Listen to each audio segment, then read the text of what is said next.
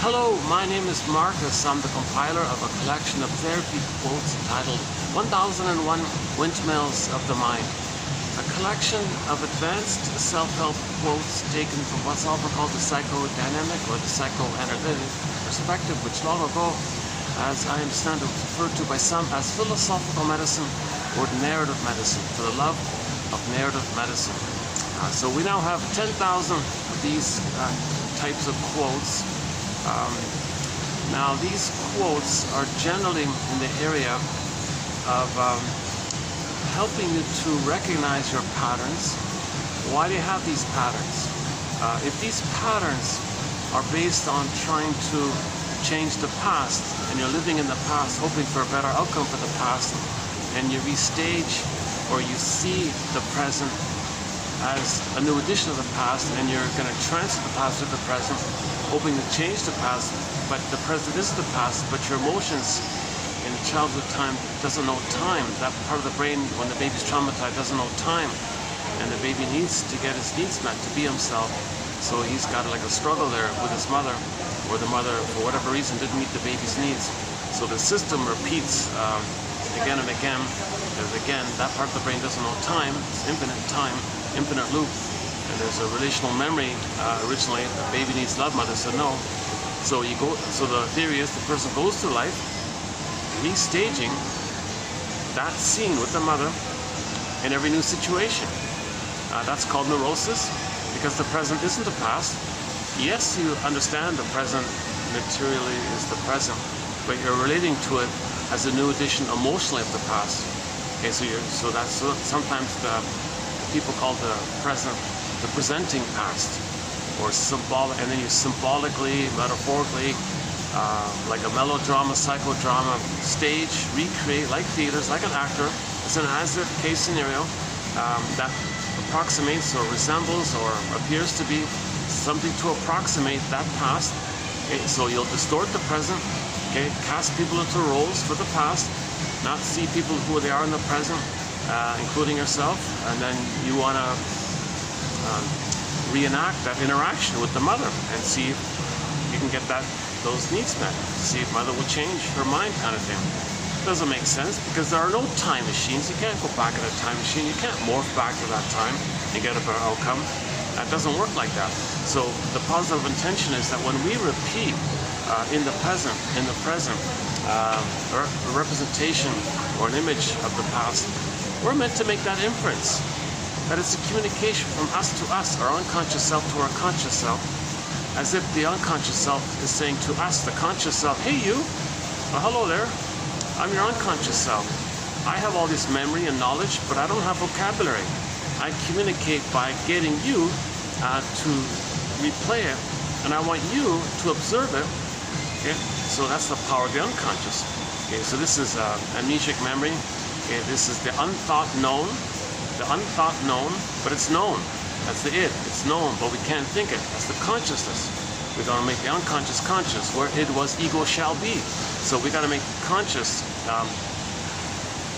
Then we stop repeating. So the famous essay by Mr. Freud, 1914, is called "Memory Working Through and Repeating." So we repeat because we don't remember. It happened, but we don't remember. So we repeat in an attempt to remember. We're trying to remember. And finally, when you get the story and you remember, lay the ghost to rest, capture the past can be recognized as the past, and now you're free for the present. That's when you process, metabolize, understand, recognize, forgive, and then think the ghost laid to rest. Then you can enjoy life in the present. But your energy is in the past, okay, until that time. So the energy is in the loop. It's a timeless, infinite loop. Baby cry for love, mother said no. Baby cry for love, mother said no. So every new situation, you restage that. So either it's benign, you play yourself, and you see others as the good parent, in effect, and that's not going to happen. So you're disappointed the way you were originally disappointed, and you're always being disappointed. That's for you to know that you were disappointed. Okay, that's the more benign, easy way of doing it. If the trauma is post 18 months, but a lot of babies are getting traumatized prior to 18 months. And it's more complicated there. So let's borrow Edmund Burglar, one of our mentors. Edmund Burglar has a theory about this, about the record. Okay, so the baby has a huge inner conflict. Okay, the baby has an immense conflict going on within. Okay, so this conflict is the baby had needs for mother's love, but mother, for whatever reason, didn't meet them. The baby thought originally he was a goner, like he's persecutory anxiety, annihilation anxiety. He's terrified. He thinks mother's a monster even in his mind. He's immensely terrified like this. So he feels unloved like this attachment trauma, relational trauma, interpersonal trauma. He freezes up his emotional life. The golden ball goes down the well. Snow White's in a coma. His inner life is frozen like that because he needed to feel safe with the mother, to keep his emerging real self and make it a part of him and come from the inside out, emerging your beingness, then your doing is normal. So we're all born with a beingness, but the beingness needs to be safe with the mother, then it can be a part of the person. If it's frightening with the mother, the beingness gets frozen. That's the metaphor of Snow White and the Coffin. Metaphor is a metaphor for a person's beingness, and we saw the condition of Snow White. Okay, in a glass box, dark in the forest, and she's in a coma to boot. That's like the emotional life is frozen. Okay, emotional coma, emotional catatonia, emotional hypothermia. Now this pattern, this image can take hundreds, thousands of ways. The beingness can be a statue, wooden, stone, petrified, morphed into some other condition, but also lost in this unknown place. So the baby had a need for mother's love. It's what's called a secure attachment style. Okay, the baby needs a rhythm of safety with the mother, okay, a comfort with her, kind of the obvious things we associate with mothering. But it seems that a lot of mothers are out of it. They can't see the present for what it is. They're too wrapped up in their past, and they transfer their past to the present, and just draw the baby into her past trauma with her struggle and her past. So they're not emotionally available for the baby. So the mother can't meet the baby's needs like that. But anyways, we know that the baby needs safety and warmth and comfort. The baby needs what's called a reverie and mentalization, meaning the mother recognizes and understands what the baby's signals are, so she can respond appropriately, so she can think and understand, you're cold, I get it, I'll comfort you. Baby, you need this, good, okay.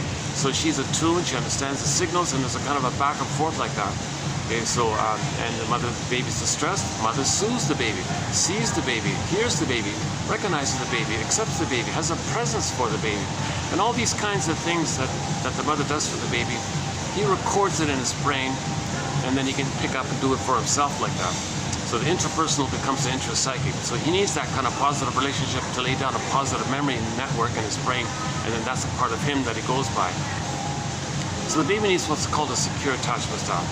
And now if that secure attachment style, that comfort and natural, now this secure attachment style, there's a lot to it. Paradise in uterus. If there are complications at the birthing time, mother can correct it if she establishes the blissful oneness. So the baby needs a blissful oneness of the mother infant dual unity. Okay? So skin to skin contact, natural breastfeeding, loving gaze, safely warm, held. The body kind of melds in the mother's arms, and she's nursing and all that. So the baby feels really like in her bosom, and he feels kind of like a continuation of the safety and comfort he felt in the womb. Babies need an extended womb, like an extended social, interpersonal womb with the mother. For the first 4 to 5 months, babies need an extended paradise. Shambhala, Shangri-La, Avalon, Garden of Eden. Okay, babies need an extended paradise. Okay, an extended. Oh, there's going to be a few interruptions in this video, as is usually the case.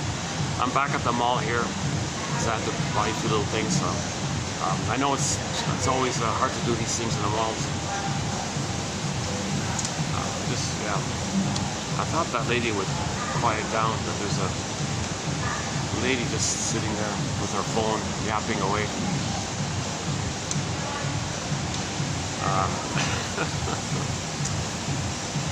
I thought by now she'd be gone or something. Yeah, so yesterday, oh my God, yesterday I bounced around a fair bit. Yesterday's video, in part, the part 2 part, I was just hopping all over the place. So I have anxiety. So that's my disclaimer. I have anxiety, and I haven't been analyzed. Funny, here I am trying to learn this and teach it. I'm not teach it or present it, but I haven't done it. I haven't analyzed it. So your mission is to relate these quotes to yourself and be your own detective. I'm not a representative of these quotes because I haven't done the process. I'm trying to learn it myself, kind of thing. Someone said, if you want to learn something, teach it, kind of thing. Well, I'm not formally teaching it, but if I'm talking about it, I'm kind of learning it like that. So but the give back for this anxious delivery is at the quotes are posted below. If you click the more link, see more link, you'll get on average 10 quotes. Oh, she's really yapping away, right? Actually, it's been like that ever since I arrived here. Jeez, eh? Let me, this is gonna wear on me like this. Let me go for a walk somewhere and then I'll come back. Hopefully finally she'll discharge her tension.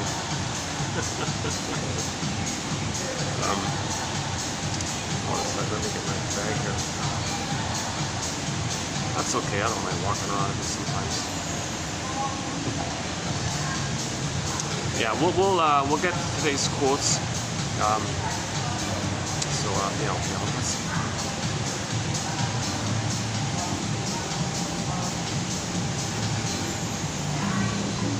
Jeez.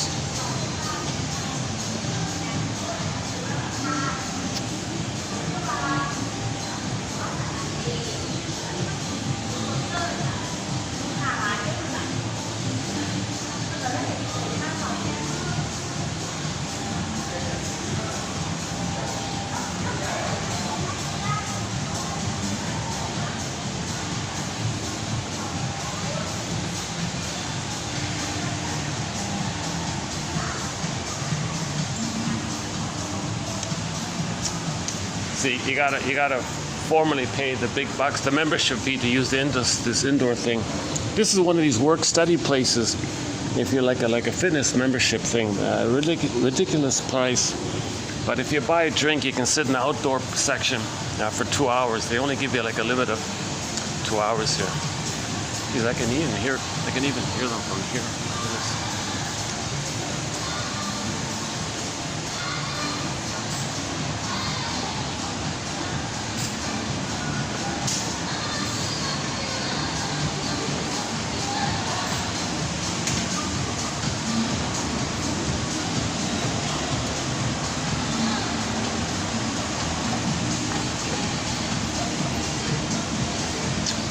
I can just hang out here for a bit.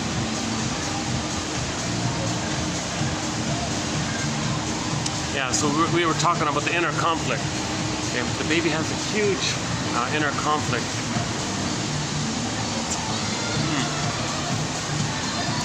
A huge inner conflict. It's repressed. It's petrified. Can I go in here for a bit? Hey, let's try this. Well, let's try this for a bit.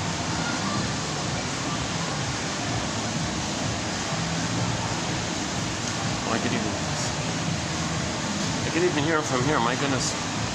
Let's try this. Yeah. So the huge inner conflict. The wish and the fear. The baby is a wish or a need for mother's love, but mother, didn't meet it for whatever reason, due to what we're calling the old cunning tales on the mother's end. Okay. So the mother's, going to repeat her past in the present, using the child in her drama, so the child's not being seen. Some others parentify the child, thinking that the child can take care of her. Some others continue their battle with their mother by seeing their mother into the baby and want to control the baby, thinking the baby's their mother, fighting with their mother, using the baby as a stand-in for the mother. Mother's not around, so whatever it is, in one of the old cunning tales, the baby's needs are not being met. Baby has a need, mother said no. Okay, there's an immense pain by this. When he said no, he thought he was terrified. He froze up his soul, see the mother as the monster, hallucinates a goddess. He's doing all these tricks in the mind to cope with the situation. Okay, so even though he manages to do these tricks in the mind called splitting, okay, freezes up his soul, and so on, he still has that. He may even identify with it. Another way he copes with it, he'll just act like her and then see his soul onto others and shame them the way his mother shamed him. So he'll reject his soul, use others as proxies to hold his soul and shame them the way his mother shamed him. Okay, but the basic point is, all the strategy he does to cope with mother hurting him. Okay, identification with the aggressor, Okay, taking refuge in infantile megalomania, that in the uterus he was on the throne. Okay, he projects his soul onto others, finds proxies to play his soul and shame them the way the mother shamed them due to the repetition compulsion. Okay, splitting, of course, so and his soul is frozen, of course. And okay, anyways, he still has that need. Okay, the need for mother's love, but mother said no. Now he coped with it fine, but there's still a pain there. He still has the need. And all that strategies was in relation to the pain. So these defense mechanisms that the baby adopts when the mother says no, okay, that's going to lead to a lot of pain. Out of that pain, to get away from the pain, the baby does these tricky things in the mind, all defense mechanisms, operations of the mind, maneuvers of the mind, mechanisms of the mind, etc. But the need is still there. He cannot be himself if he doesn't get mother's love. Okay, so it's frozen now. Like that need is still there, but it's frozen. He's crying for it. It's like a flash frozen. It's a voiceless cry. It's a scream. It's a pain. Mother said no, but the need is still there. Now the pain is associated with that need. So now he doesn't even know the need because the pain is too much. Simple, basic Pavlovian conditioning. Oh yeah, I just listened to Pavlov's dog. Yeah, on our soundtrack, there's a great classic rock band from 1975, and they're just basically a one album wonder. No, they have a couple of other minimal songs that were okay, but mainly that debut album by the classic rock band Pavlov's Dog.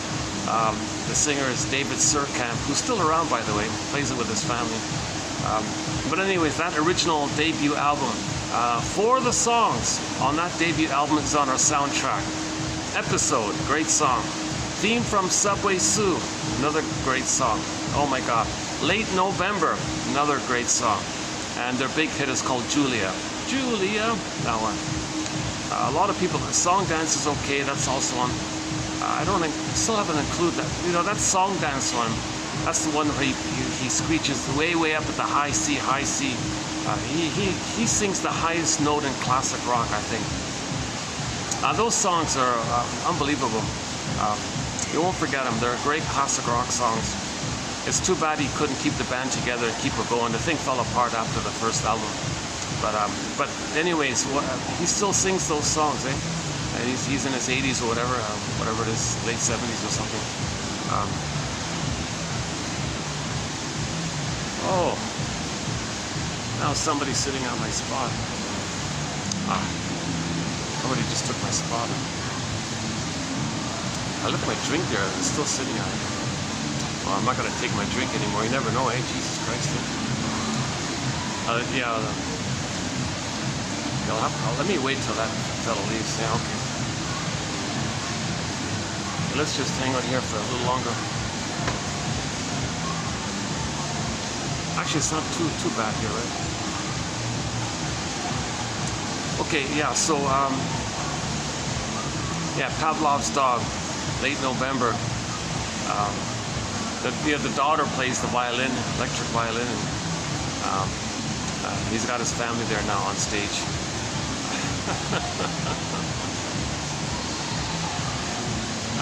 Okay, so simple, basic Pavlovian conditioning. If the baby were to admit the need, he remembers all that pain. I don't want that pain, I don't want all the need. But he has the need. He still has that need, but the pain means he doesn't want to know the need. So that's a conflict. This wish in the fear, or the need in the fear, the hope in the fear, like something like that.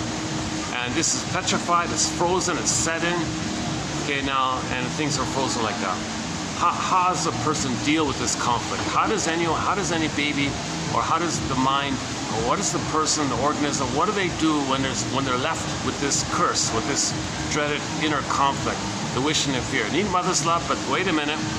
Originally, when I asked for mother's love, she gave me so much pain. I thought it was a goner. I'm not going to do that again, but he still has the need. Okay. So let's call this interaction. I want to borrow the line, everything's love or a cry for love. Let's just nickname that interaction the cry for love. Baby had a cry for love, mother said no. Imagine it on a 45 disc record. Speaking of, not the most attractive. Some, oh, he left. Oh, the guy left. Okay, let me pass by. If the ladies stop yapping, I'll sit back again. If she's still yapping, I'll come back here. Yeah.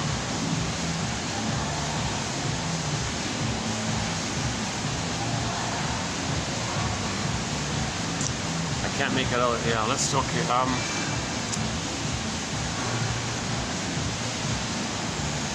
Yeah, I think she must have. She's got to be finished by now. For Pete's sakes. Yeah. Okay. Hold on.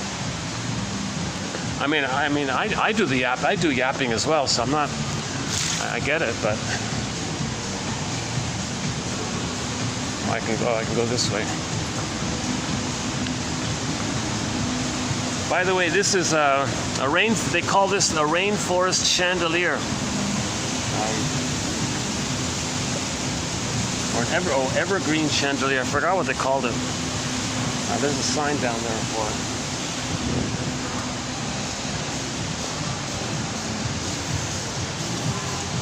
Yeah, once in a while, during the week, around this time, 3, 4 o'clock, it's quietish around here, in this upper part. Oh, good, yeah, she did leave, right? Oh, she's still there. Oh, for Pete's sake. Why the dog? She's right there.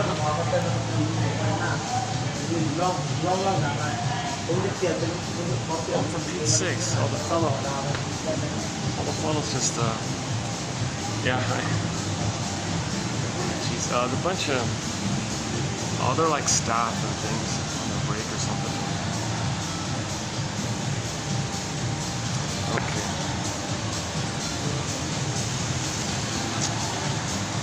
Just gonna, okay, let's try for a bit. Whoops. Okay, let's try for a bit. Yeah, it's a little more comfortable. It's cooler here too, yeah. Okay, the inner conflict, the wishing to appear. Let's imagine, let's name that conflict the cry for love, and imagine it as a song grouped in on a 45 disc record. Now those 45s only have one song, so that's the issue. The person only has one song. Okay, so Burglar, one of our mentors, says this. Every neurotic, okay, first of all, it makes the person neurotic, okay, because this inner conflict is called neurosis. Neurosis is the petrification of this inner conflict that's repressed, and it makes the person neurotic because in new situations you just see the past all the time. You're dwelling in the past, lingering in the past.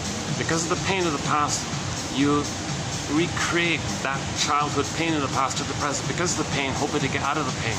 And the pain is frozen, you don't even know it. Okay, so Burglar says this. Every neurotic is a music enthusiast. Every neurotic is a music enthusiast. The problem is, he's only got one record. He can only play that one record.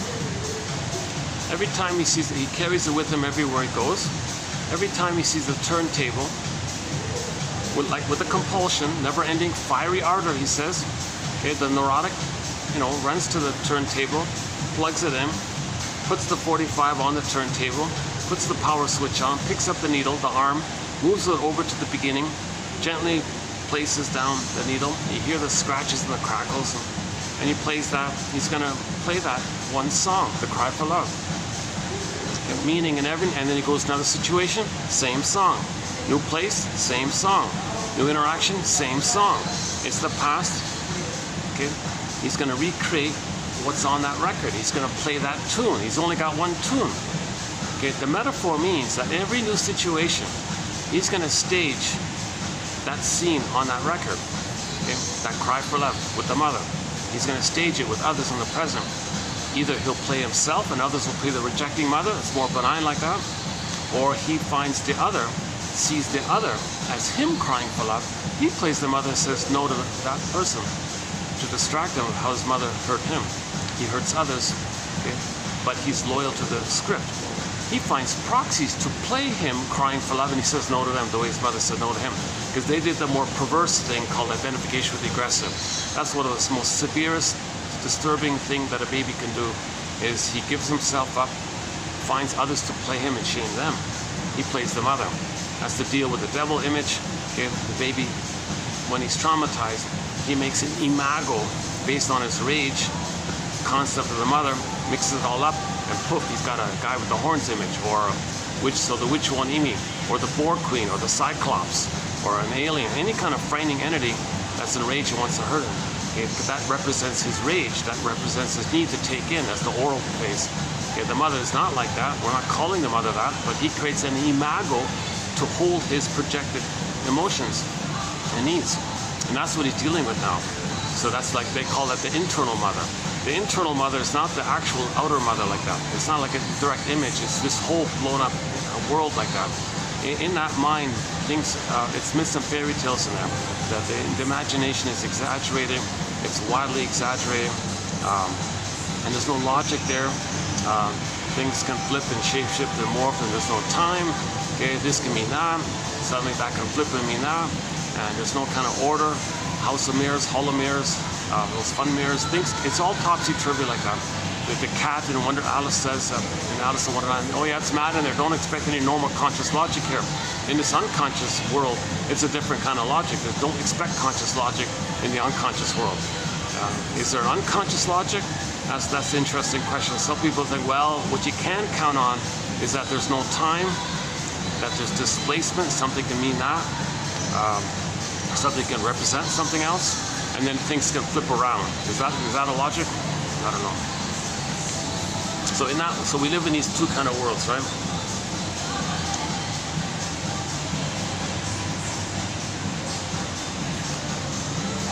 I can still hear them, but it's a little bit better. I mean, they can hear me too, right? So who am I to? It's a mall for Pete's sake. Depends on my mood, you know. Oh, I'm doing this video totally caffeine free. I want to quit the caffeine. Yesterday taught me a lesson. If I drink too much coffee, after 2 hours, I'm too sluggish. Although I do get the initial enthusiasm with the caffeine, it's not worth it. So I'm gonna go see if I can go cold turkey with this coffee thing. I'll try, yeah. So I just bought this terrible, sorry to say, but this sort of lemon tea, but it's not like a real tea. It's one of those chemical things, so I'm not even gonna drink it.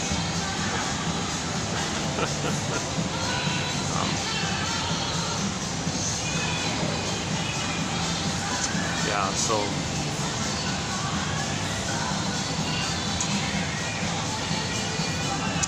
are they still yapping away? Oh, Jesus. Are they on break, or what are they doing? Why are they still there?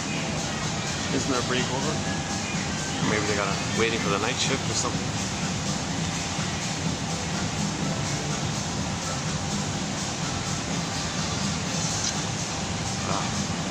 Actually, you know, there is a little outdoor part I can go to for a while.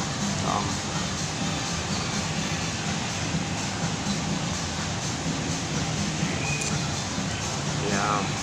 It's gonna annoy me after a while. Let's go back to where I was, because I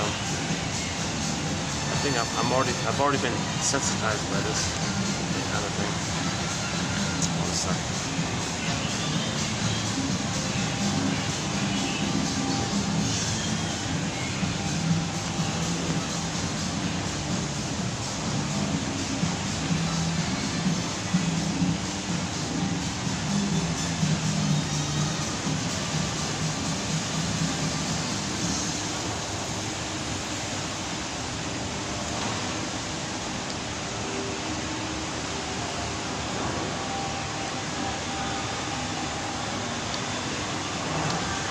Yeah.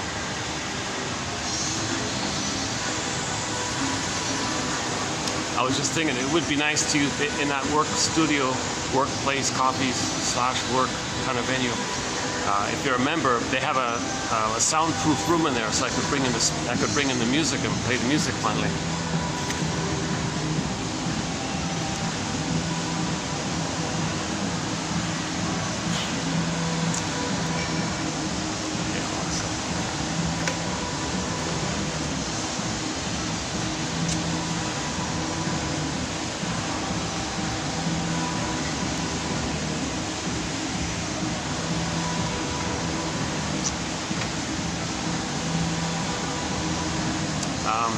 Right, so the record.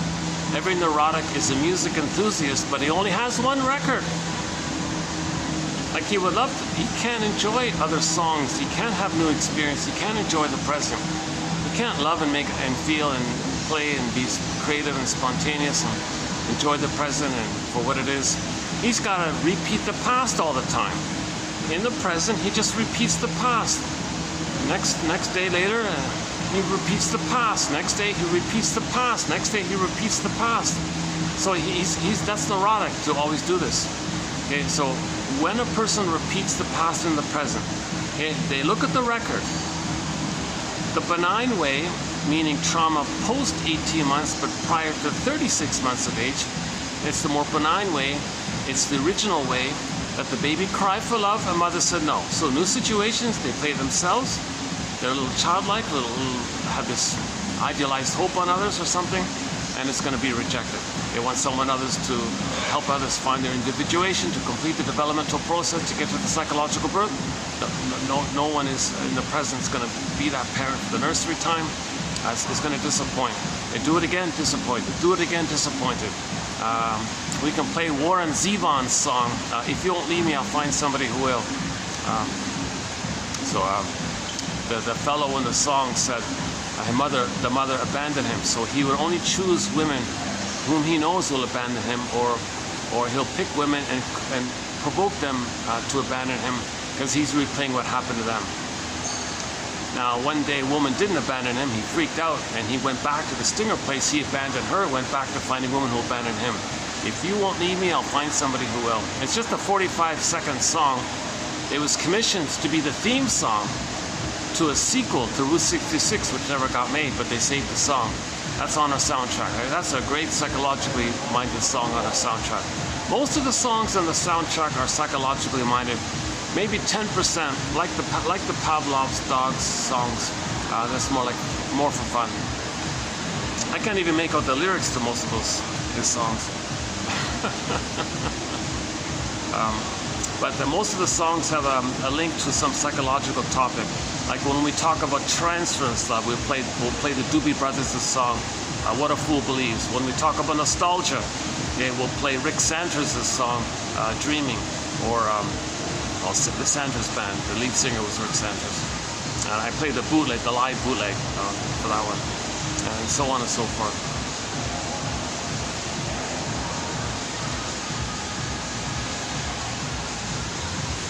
Oh, this song's familiar, Above Head.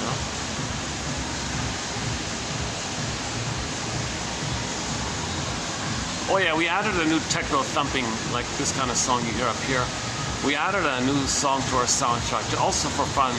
I don't know, most of the words I can't make out, but it's just for fun. It's called When the Boss Is Coming, by a Nigerian pop diva, like a Cher or something like that. Like a pop diva, fancy, all dressed up, pompous looking, whatever.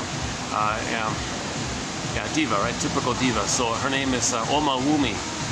Written as one word, O-M-A, Oma, and then W-U-M-I, M as in Mary, I, Oma Wumi, When the Boss Is Coming. It's off her album entitled Lasso of Truth. Right? Wouldn't that be fun to have a lasso of truth for ourselves? If we want to get the truth up for ourselves? Well, psychoanalysis, these 10,000 quotes are like that. It's a lasso of truth. It's to help us get the truth, to feel the truth and get the truth back. The truth will set you free. We need a lasso of truth. Here's a new metaphor. These quotes, okay, they're the lasso of personal truth.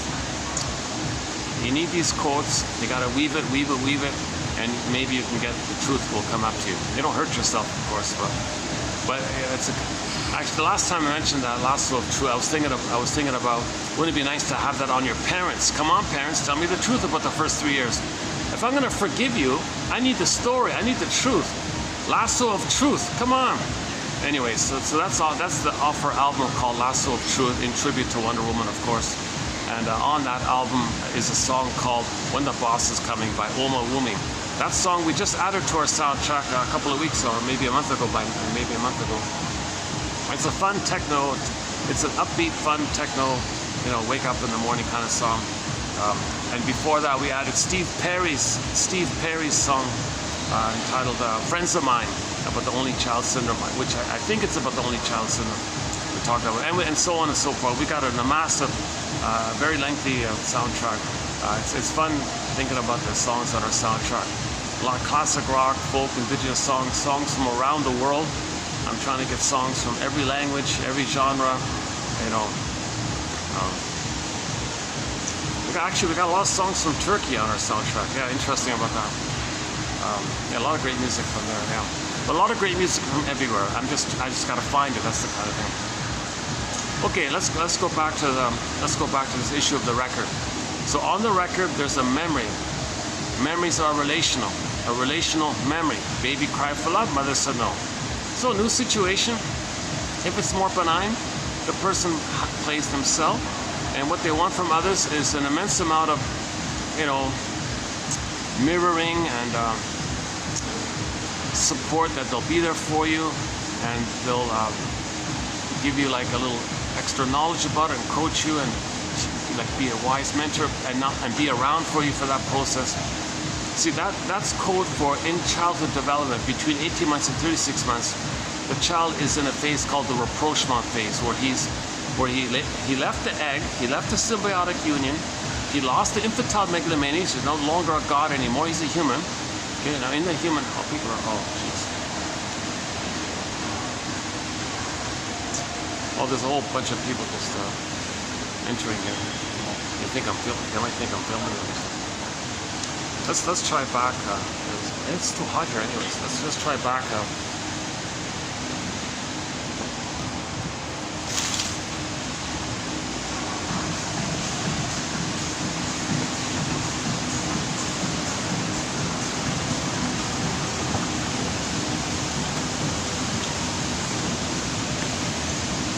Oh, they're still there. Gee, son of a gun. Oh, they're all still there. Jesus. Well, it's me. It's not them. I'm just going too sensitive sometimes. So maybe I can hang out here for a bit. What about this right here?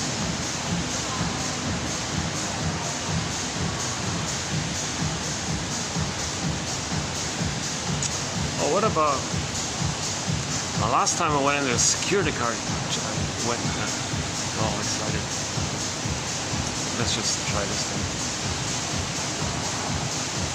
There's the rainforest chandelier. Yeah. It's a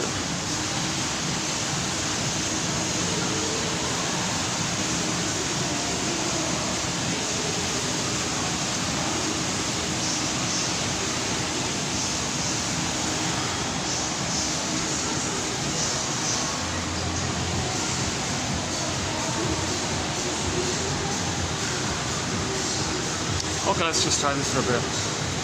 So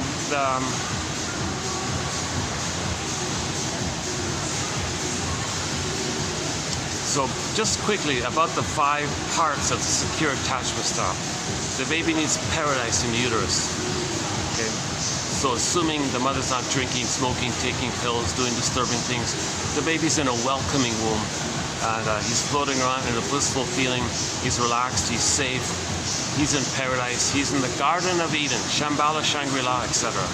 So he's in heaven and so on. Okay. So that's number 1. Number 2, at the birthing time, ideally the mother prepares so that the child can have a gentle birth. So she reads Le Boyer, okay, Babies Are Human Beings, those books, and then Klaus Kennel material about the time sensitivity of the hormones being there at the moment of birth. And the lotus birth, you leave the cord, you leave the placenta to ensure the maximum continuity of the paradise, the mother-infant dual unity. So you leave the cord, leave the placenta, don't weigh the baby, don't put them away, don't, just leave the cord, leave the placenta. What's the big deal? Just leave it there, and the baby directly to the bosom. And the father in the delivery room, he plays the sacred masculine role. No, he protects the baby and maintain the cord. Don't take away the cord. Oh, hospital procedure. Is it really a dire medical life or death? No, it's just a procedure. We have to traumatize your baby. So that's because we need them to pillage and plunder. No, I don't care about that stuff. No, you're not going to hurt my baby. So anyways, everything, there's a whole topic about the birthing issue. The position and the contractions and the tailbone and all these kinds of things. Still there?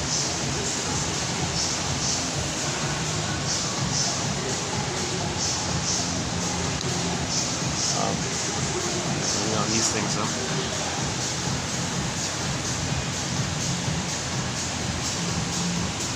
Let's see. Oh, she's still there. Ah, jeez.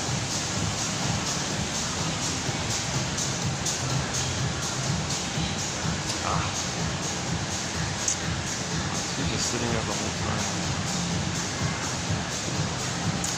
I don't want to give her. I think she's like a waitress or something like that. Let's leave her alone.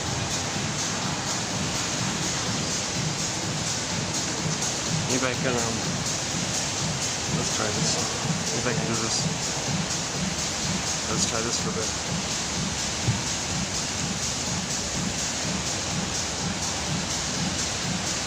Okay, so, and if there are little complications at the birth, the mother can correct it because the baby's brain is malleable.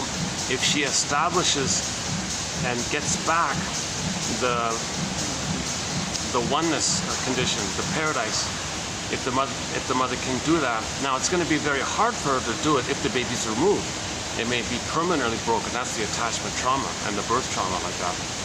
So she's got to establish that, let the music play on the mother-infant dual unity, the egg, like kind of like an egg where in the baby's mind is meshed with the mother, and the mother allows that to happen. So the baby needs a blissful oneness with the mother for the first 4 to 5 months. Okay, and there's a lot of babies are not getting them. That leads to the bully pattern, Iago pattern, all these disturbing patterns. Baby's got to get a psychological egg. He's going to have a psychological birth. No egg, no birth. So he's got to have the egg. We're talking about the psychological birth, roughly at age 3. But he's got to have the egg first. If he doesn't even enter into the egg, he's going to be a very hostile character in his life. Now, some people kind of do get a connection with the mother, but it's very negative and they can't separate. So they're connected, so they got the basic safety of being with the mother, but it's a painful connection. But the baby needs a positive symbiosis to hatch. That leads to most of the narcissistic types. Anyways, there's different personality patterns according to trauma, according to where the trauma takes place. If the trauma takes place between birth and 4 to 5 months, that's the more belligerent bully type, and the Iago type. He's the sneaky one filled with envy, spreading rumors and hides it, and uses the bully pattern as proxies for them. This whole issue, and on the Enneagram, it's the 5 and the 8 line, unhealthy 5, unhealthy 8, or just in general, the 5 and 8, but they're the unhealthy 5, unhealthy 8, the line there. And Iago is filled with envy, and he spreads rumors against others to get things damaged, because if mother damaged his goodness, if he damaged his goodness, he feels safe with the mother, because mother damaged his goodness. That's his oneness with the mother. He gets a blissful feeling when he's one with his mother. Huge mother complex, of course. The bully pattern, they hope to find lackeys to be the good breast. They leave, they get angry, so they're more controlling and frightening to create that. Iagos, they don't bother, but the bully pattern is destructive at that end, so they use that bully motivation, because their covert back agenda is to see goodness damaged, and that's their glee with the mother who damaged their goodness. So there's a lot going on when trauma takes place in that egg time between birth and 4 to 5 months. That's a 5-hour discussion in that area. Now, let's say ideally the child does get the oneness, okay, the mother-infant dual unity, and the heaven and the paradise continues for the first 4 to 5 months. Okay, the soothing and the comfort and the reverie, and the mother's present, no separation, skin to skin. Mother holds the baby safely, and he's got that kind of like egg-like condition for 4 to 5 months. Then at 4 to 5 months, he begins the hatching out process. He got the egg, now he can hatch. Now for the psychological birth, it's gradual. It begins at 4 to 5 months, and it's sort of a gradual thing up until the age of 3. So the first part of it is between 4 to 5 months to 18 months. Because 18 months, that phase where babies think everything's about them, for them, little gods, little kings, like that. That starts to slowly dissipate beginning at 4 to 5 months. It's a very gradual process. Most of it's gone by 18 months. So anyways, people say, well, by 18 months, he thinks the world is my oyster phase, they call it. Or he owns everything, he controls everything, everything's for him. And he doesn't have to, he doesn't really fully get that the mother's a person, he's a person. He's still in that place in the uterus where he was a little god, a little king, in this blissed out, cosmic, all-powerful, all-knowing kind of and thought the power of the mother was his power, infantile megalomania, that leads to self-sufficient superiority complex like that. Only anybody, because he's got the mother, and the mother took care of him, not knowing that that the mother was separate, and the mother was a person who took care of him. No, the mother was him, he took care of himself. So he's got this, it can lead to arrogance and narcissism, that kind of area.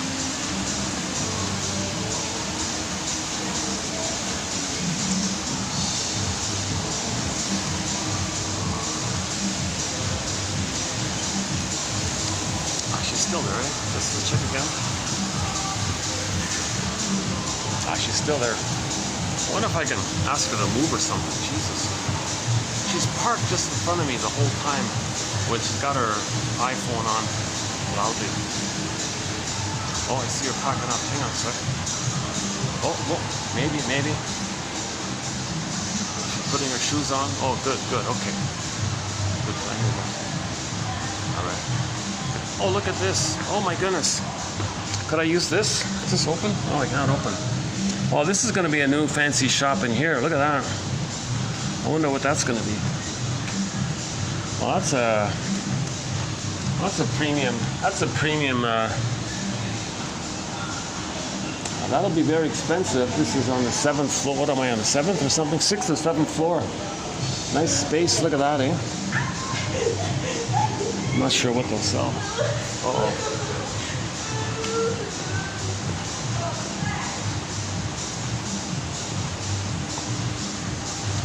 Oh, that'll be a nice spot, yeah. My goodness. You want to take a peek? Out here?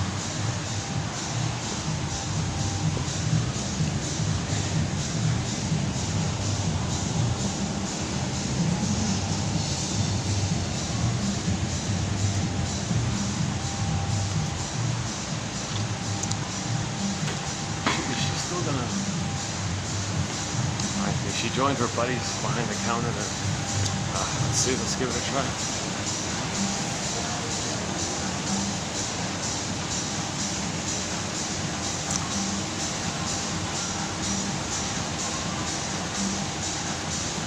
So the 5 stages of secure attachment style. So we covered, okay, the uterus time, birth time, first 4 to 5 months, egg time, and then 4 to 5 months to 18 months, the baby has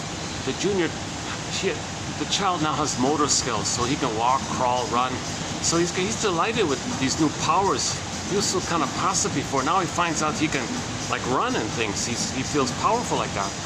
And he's still in the phase where he thinks the world is his oyster. Everything belongs to him. That's called the narcissistic phase. So the mother's got to tolerate that. Just, don't punish him for that. Let him think he's a little god, that he owns the world. Just gently keep him safe, kind of thing. Distract him so he doesn't put the fork in the socket or something. So, okay.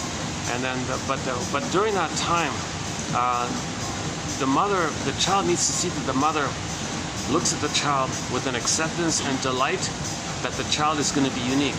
So although he thinks he's a god, the mother says, well, you're a unique person.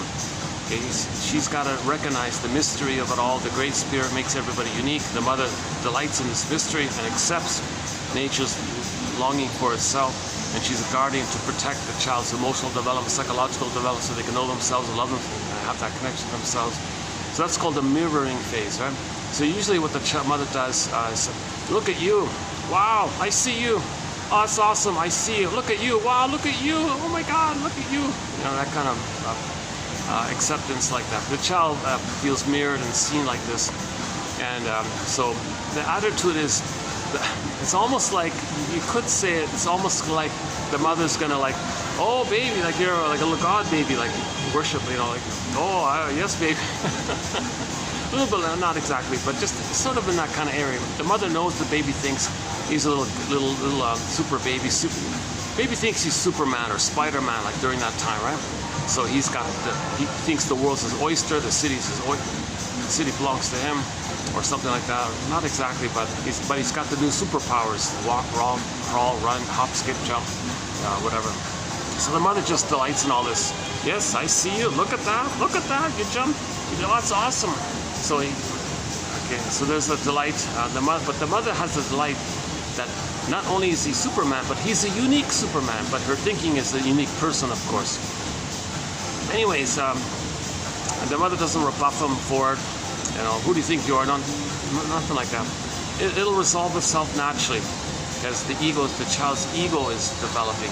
So at 18 months, the child realizes, his ego tells him, oh, wait a minute here. I'm not a little god, and this all belongs to me here. Oh, I see. I'm like a member of this big, massive human earth family. And we're all traumatized to boot? Oh, I see. We're all members of Homo Traumacus. Oh, I see.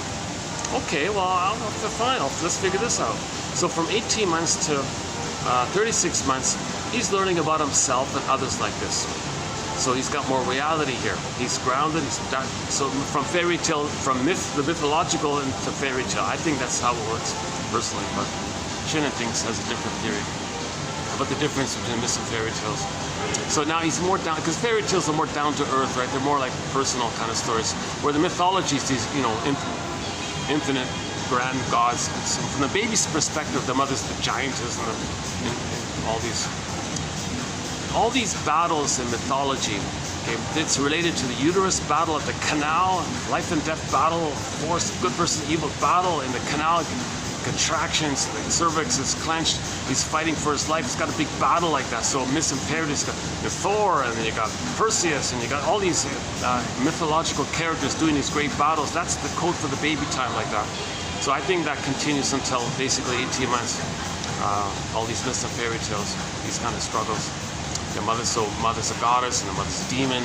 If the mother loves him, if the mother hurts him, he thinks the mother's a monster. And then he's got to hallucinate a goddess to compensate, to feel safe somehow. That's a splitting mechanism. So things are wildly exaggerated like that.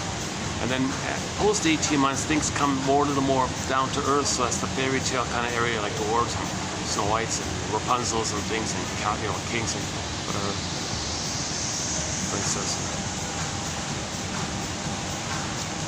So from 18 months, the child thinks he's a little king, little god, it's all for him. That mainly dissipates. Now he enters into the now Voyager phase. So the now Voyager phase, seek thou forth and find yourself. Okay, so that's called the famous rapprochement phase. So he's going to explore. He's not ready to be on his own yet, of course. He's only 18 months, right? So he'll freak out at some point. He'll run back to his mother. But the mother, all she's got to do is say, you're safe, I'm here. She functions as a secure base for the child to emotionally refuel. Okay, I'm safe. Okay, I can explore and I don't lose my mother. That's the key message. So he's got to get the message that he can explore and he's safe and the mother's there and accepts it.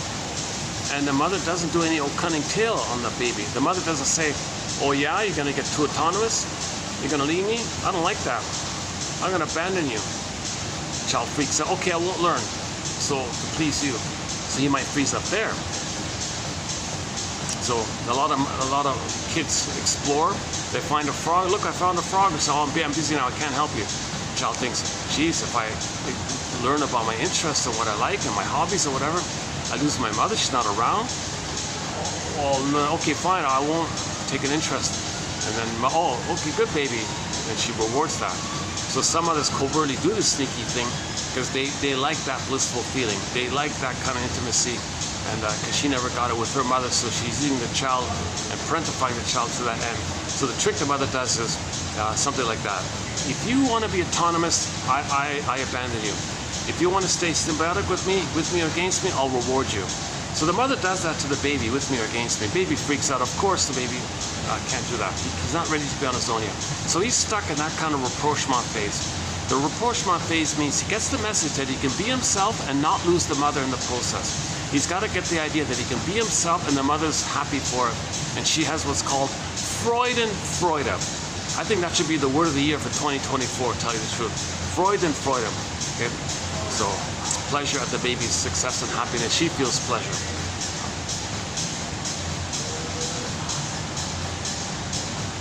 The stinger categories, they're filled with Schadenfreude.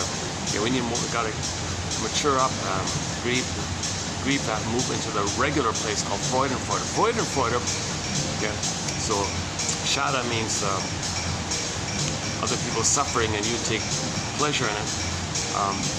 Freudenfreude means other people's happiness and you take pleasure in other people's happiness, basically. So the mother needs Freudenfreude at that point.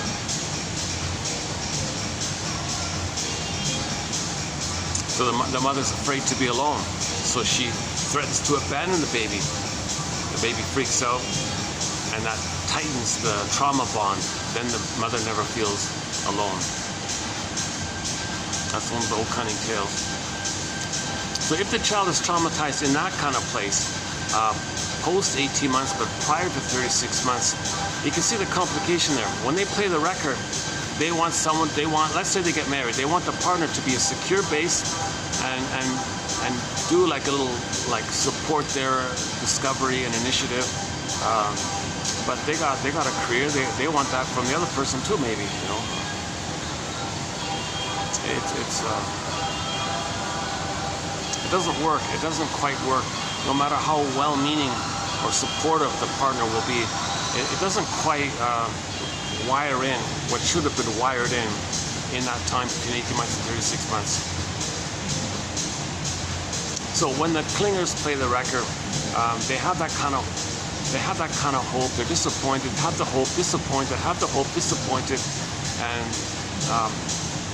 they might say, "Oh, nobody supports me. Gee, I support you. Why don't you support me?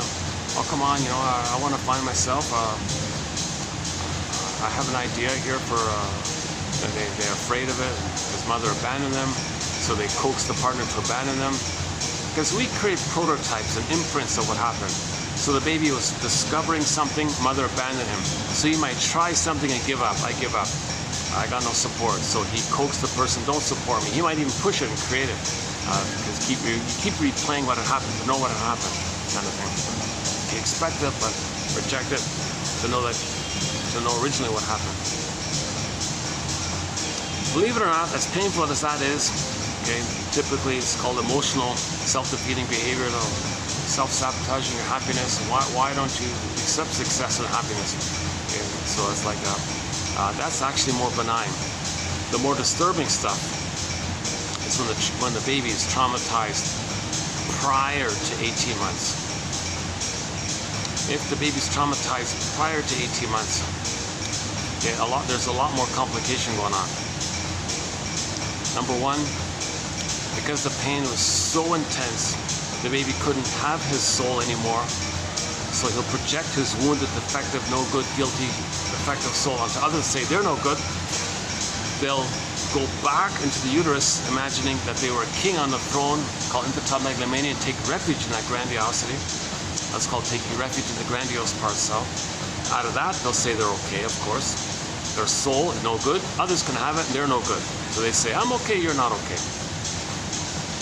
Now when they have the mindset that everyone else is not okay, they're talking about themselves, which they project. They project their undefective, unloved soul. They couldn't save the mother. Okay, the mother rejected them, they thought they were punished. The mother didn't want them, they thought it was no good, rejected. All the others are no good and rejected, I don't, you know, like that. So he says, his pattern is, I'm okay, infantile God, delusional okay, others are no good, his soul damaged, projected, they're not okay. Now for the attachment, okay, what babies do is a thing called identification with the aggressor. That's the deal we're talking about. A very desperate situation. He gives up himself. He'll go through life rejecting himself, seen unto others and reject them to have the mother, and he'll be with the mother. Okay, the baby must have a mother. So to cope with this problem with the painful mother, the baby says, I'll just beat her. I won't be myself, I'll just beat her. Okay, because that's what the baby thought the mother wants. Okay, so all babies begin, mother, where's your love? Hurting, baby mother's hurting him. Mother, I think you're in pain here, and I think that if everything's love or a cry for love, and you're not giving me your love, I think you're crying for love. Okay, mother, don't worry. I think what I'll do is I'll try to save you. I'll try to fix you. I'll try to cure you. I'll try to heal you. Mother, I'll heal you. What do you want, mother? What do you need to be healed? Mother might say, oh, well, fantasy, right? Well, baby, you see, the thing is, when I was a baby, I didn't get the oneness of my mother. I wasn't seen. I wasn't safe. I didn't have that blissful oneness. I didn't get that. And mother didn't see me and soothe me and comfort me and be there for me. She abandoned me and all that. Okay, mother, I get it. We're already one now, right? I'll play that role that you needed. I'll be that mother for you. So to do that, I'll mimic you, I'll act like you, I'll talk like you, I'll just be you, and your wiring will be my wiring, we'll be one, we'll be symbiotic, and maybe you'll feel seen like that. And then mother says, Well, on second thought, I don't think that's going to work. Well, you know what?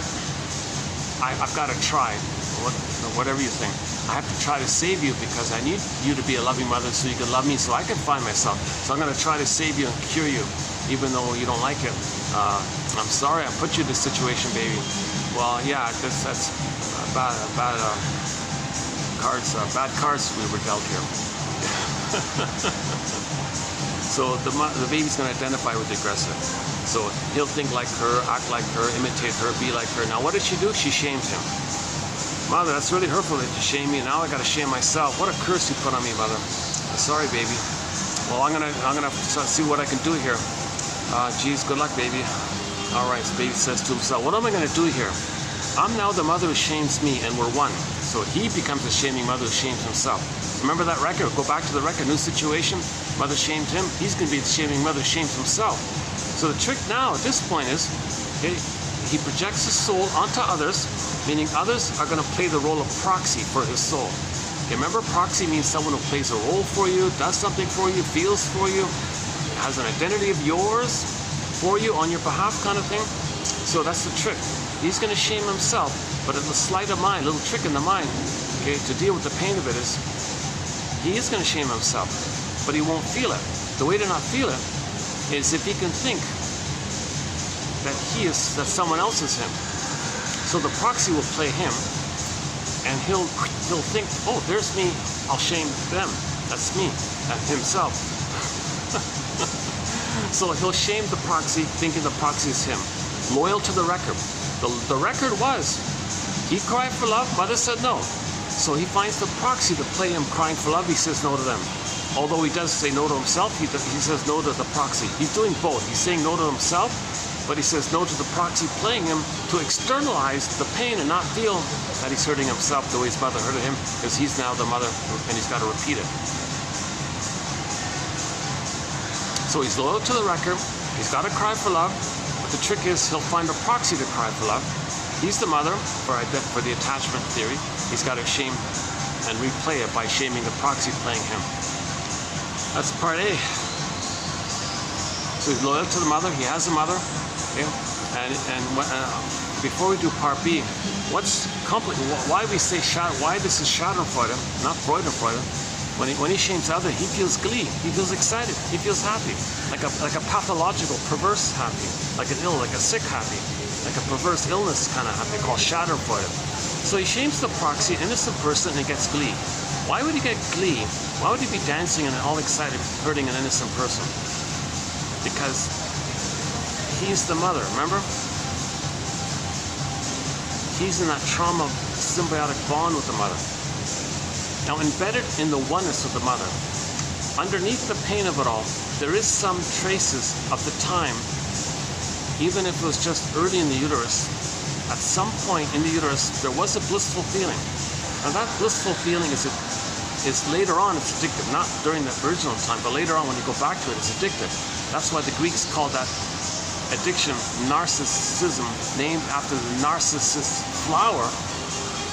It's a little white flower. I don't see a little white flower here, but if there's a little mini white flower, you can look it up on images. Easy to look up, narcissus flower. Is there one on here? What's my new bag, by the way? I used the German. Over 2 years ago, I was in Germany. For €1, I bought like a shopping bag from the supermarket. That was a tough, like a canvas, real tough, super strong bag. I packed it with water and heavy items, and I've been using it for over 2 years.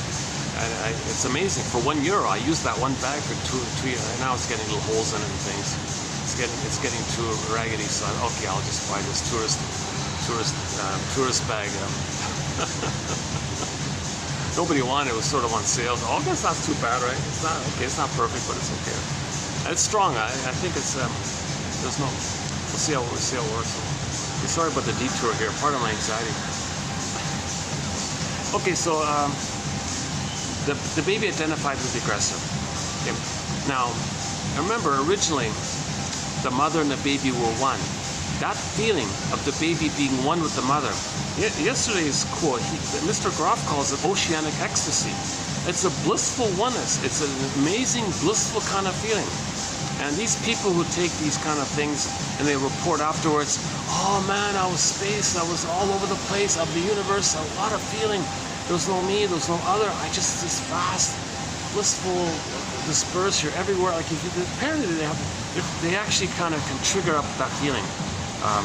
Now you shouldn't do it, but people who manage to do it and come and didn't get hurt by it, and luckily they report that approximates what the baby felt. He felt some kind of a blissful oneness, some kind of amazing feeling. I don't know how to describe it. So that's still there. That's still there. If he becomes the mother, okay, the mother hurt him. The more the mother hurts him, the more they're one together. The more that trauma bond, the fusion is stuck at carpet. He becomes her. It's very tight. They're super one. Like he's her now.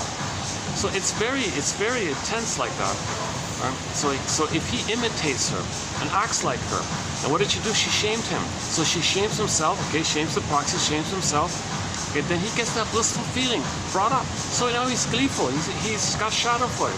He shamed the innocent person who played his own soul. He shamed his own soul and got happy because he's the mother. Because the mother got some benefit when she shamed the baby. The mother got some benefit, some comfort, some pain relief, some kind of benefit when she shamed the baby.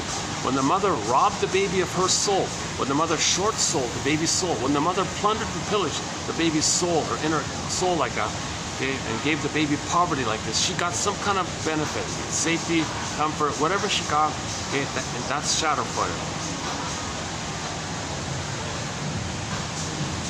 I mean, that leads to the schadenfreude for the baby later on. She probably doesn't feel, she might feel guilty doing it. Or maybe not, maybe the mother has schadenfreude when she hurts her baby, I don't know. But anyways, the baby's gonna identify with her and he shames himself. That creates that tight situation. So that's part A. He shames the proxy who plays his soul.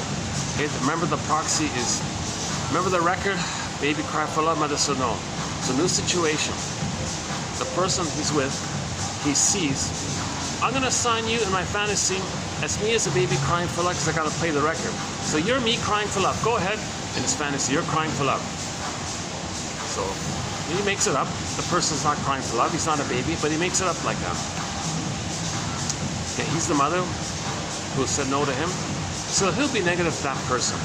So he'll make some dark jokes, black jokes, sadistic jokes, bitter banter, bitter wit, these kind of down kind of innuendo, rejecting attitude, passive-aggressive, being hostile, or being shaming, or doing something hurtful to that person.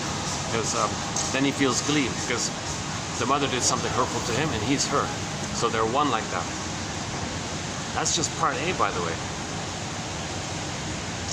Part B is, what about the truth that originally, what about himself authentically, that he still has a need for mother's love? So although he imitated the mother, and he has a mother, and he imitates her, what about his own personal need for a mother? How is that going to work? Okay. So the truth is, he is angry at his mother. But if he is the mother and imitates her and shames others the way his mother shamed him and feels excited about it, the truth is, he is angry at her. So how does he be angry at the mother if he is the mother? Right? So back to the double-think, hocus-pocus, Alice in Wonderland, flip-flopping, shape-shifting world.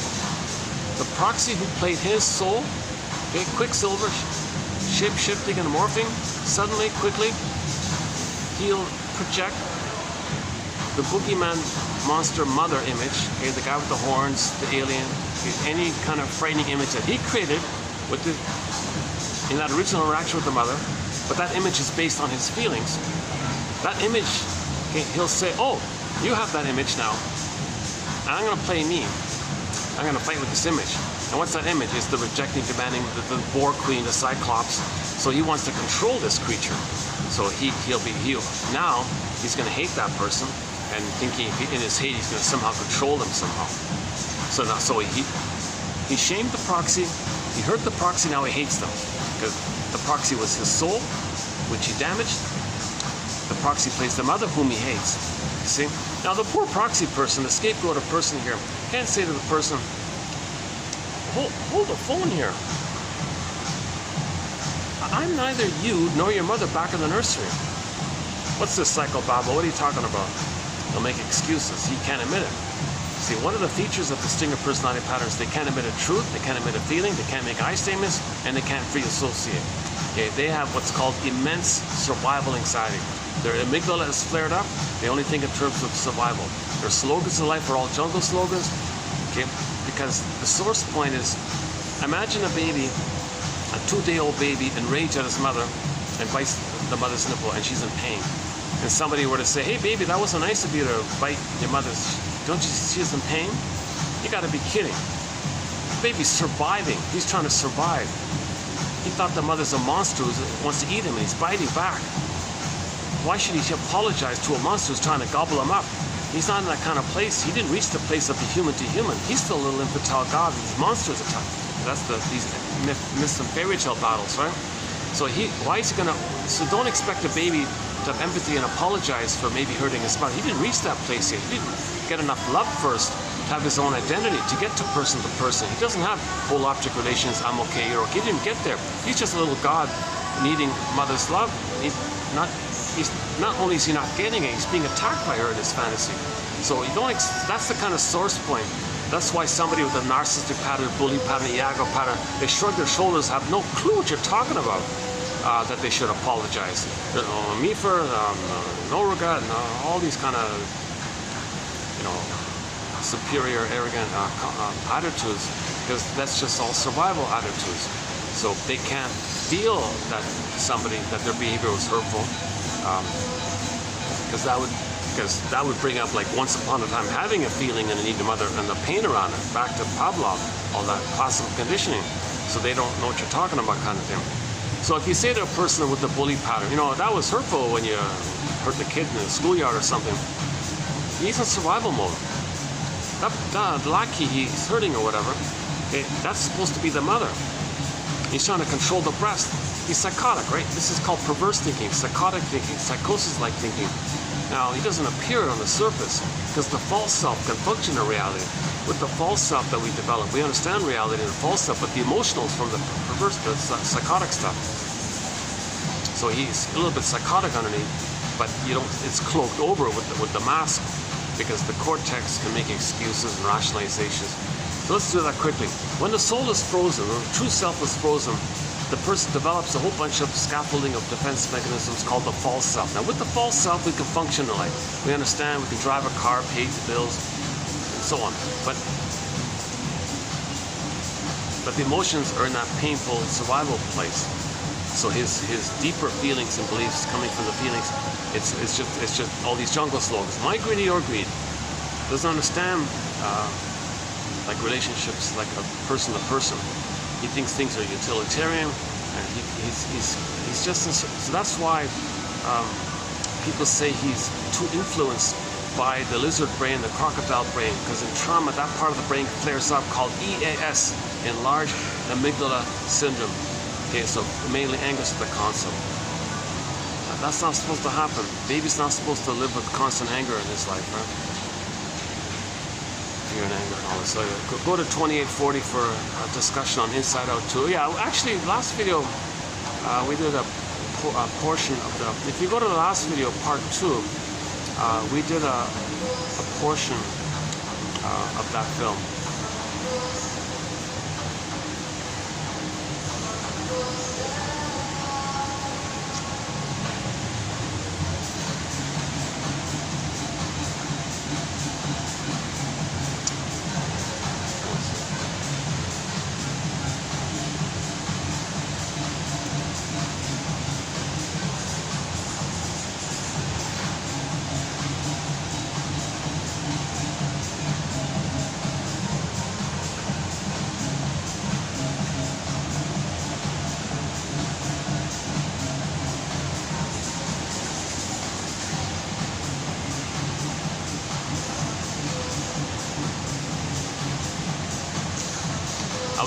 I was entertaining the idea about maybe getting a snack or something just to... I didn't really have any breakfast for lunch or anything, so I just thought... And I usually use I realized, I was just thinking to myself, yeah, I had the caffeine. That's why but I didn't have any. I didn't eat anything. So I am feeling a little tired already. My goodness.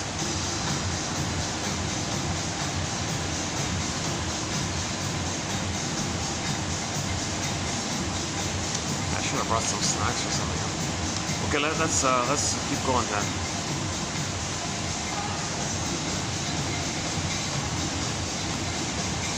Yeah, we got the quotes. Yeah, okay, good.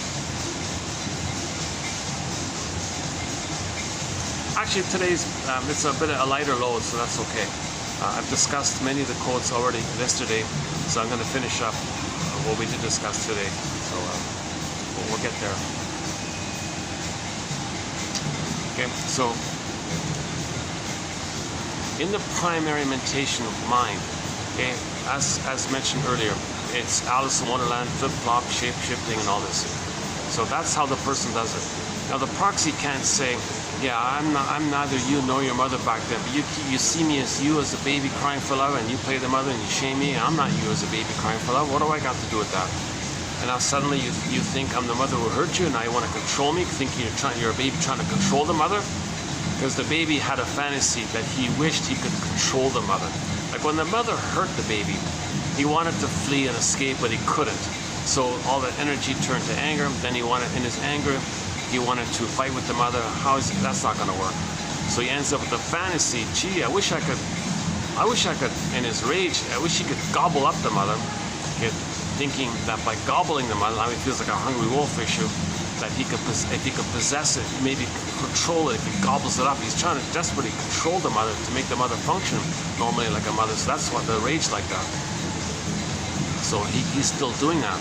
So with the proxy person, he's kind of in that mode that he wants to control that person, emotionally control them. So because he thinks the proxy could be morph the proxy. See the proxy not as the bad mother in the past, but make the proxy be a good mother in the past. It's nonsense. That's why it's called perverse thinking and psychotic thinking and so on.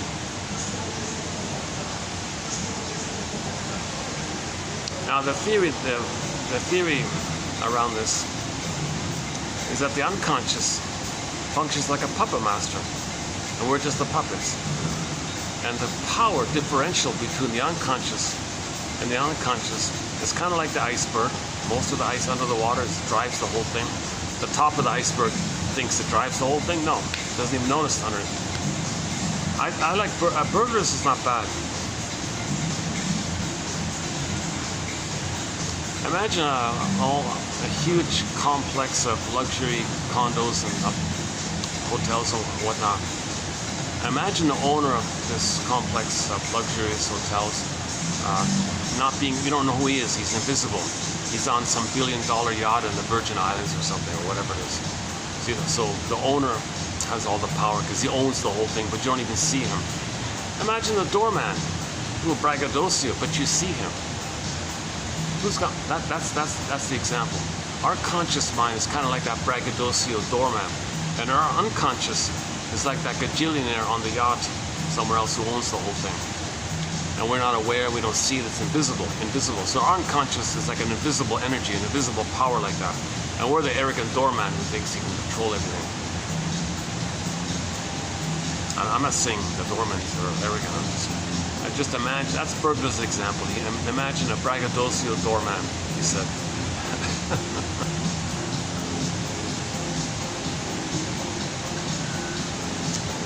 Humanity's third narcissistic injury, that there is such a thing as an unconscious doing this, and we're not even in control of ourselves because the unconscious it's called unconscious motivation. Okay, these memories create fantasies. These fantasies have a force like unconscious motivation. So and this energy in our life forces, and our life force drives the thing, and we follow these memories, these scripts, and it's getting us to do these things. So we're just like the puppet following this thing. Now our conscious mind, we got to repair the ego, we got to strengthen the ego, we got to build a basket of knowledge to recognize this. Then you know what's going on, and then the life force comes from the present kind of thing. In trauma, the ego gets damaged. That's the scarecrow guy. The Tin Man lost your heart, your feelings, and the cowardly lion. We lost our kind of embodiment like that. Things are fragmented. Dorothy's part of the mind system is trying to line things up. Get the mind, heart, body lined up again. Or we can be like Dorothy and recognize that one feels disembodied, so to speak. And Kristen Wilson says, oh yeah, if you're not in your body, you're not making sense. Literally. Or if your sense of self, you're not making sense. Thinking that something on the outside could be the good breast mother for the past. Telling the world how your mother treated you by treating others that way. Thinking they're going to understand. Simple, okay. Thinking something in the present, some material thing in the present that can be symbolic of mother is going to be the actual mother for the past. We're not making sense like this. We're doing what's called outside in. No, we got to come from inside out. Your beingness, gives your embodiment, you're home with him, and you have your feelings. When you have your feelings, your doing is normal. You're ethical, you're moral, you're kind, okay, virtuous because you have your feelings. The feelings, everything's frozen up inside. You're grasping on the outside for the love of the past to get back your beingness and feelings. They're not making sense. Okay, that's the lion. Recognize that if you're not having a path with heart and not love, there's a difference between love and transference love.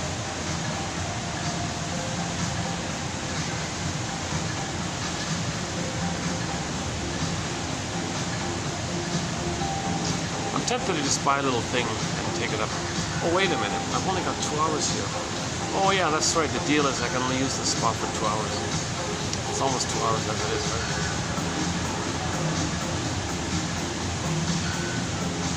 Yeah, maybe I'll go to another venue, another spot, just get a little snack or something. Either I'll keep the film running or just hit the pause button or something.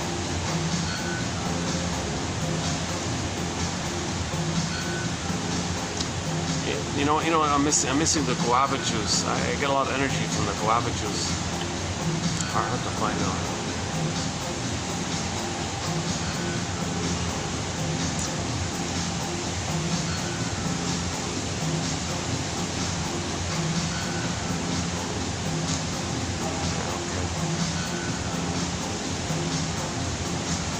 Okay, my morning routine was a little changes. Okay, so realize that if a person is not loving life, like the Tin Man, okay, and you're not loving life, now transference love is not loving life. Transference love means you're transferring the need for love in the past to somebody in the present. That's called transference love. Transference love. Regular love is person to person always, and you're not expressing your interest, your uniqueness, because your ego's damaged. You don't even know it. If you know your uniqueness and you're conscious of your uniqueness and you express it, that's called loving life. That's a path with heart. Pleasure, love like that. You're loving life like that. So the heart's missing, the Tin Man. Okay, first things first. The scarecrow. Give him a brain. Okay. Metaphor, meaning we repair our ego. With these quotes, with these theories, with these ballpark approximations, with these hypotheses, with these invitations for mutual exploration, with these clues, we kind of weave some ideas together. And then that's like a nest that catches me, and then the embodiment, okay, the firebird comes up. So the feelings come back for the heart and the embodiment. The embodiment and the heart kind of together like that. So, but we first deal with the scarecrow guy, and the other two, it happens naturally. If you try to bypass that, it's not going to work. You might hurt yourself. So just be gentle with yourself. Read psychology, 10 minutes a day, it's good enough, Robert Bly says. But remember Reuben Fine, he said the heart of psychology is psychoanalysis, this stuff. So you can start with the comic psychoanalysis, Dark Horse Publishing, the comic psychoanalysis, James F. Masterson's material, okay, The Search for the Real Self, etc. Karen Horney's books, okay, good place to start is Our Inner Conflicts. The Janoff quotes in our batch here, 2745 to 70. the Robert Bly audio on the shadow and the shame and all that. Good place to start, I think. Yeah, okay, let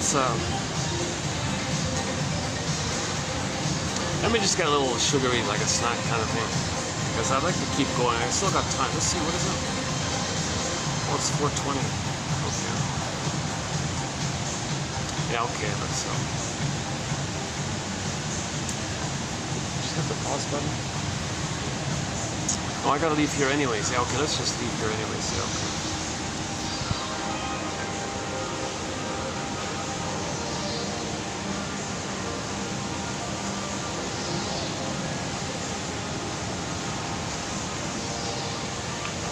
Let's return this.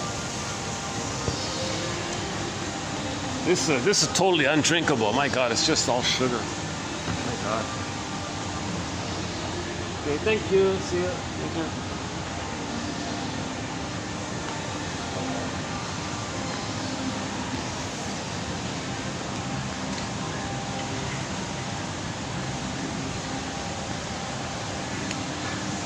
Yeah, look at that. Oh, what's this one? Oh, that's like the office part. Okay. Oh, this will be an interesting shop. I wonder what they'll put in here. Look at that.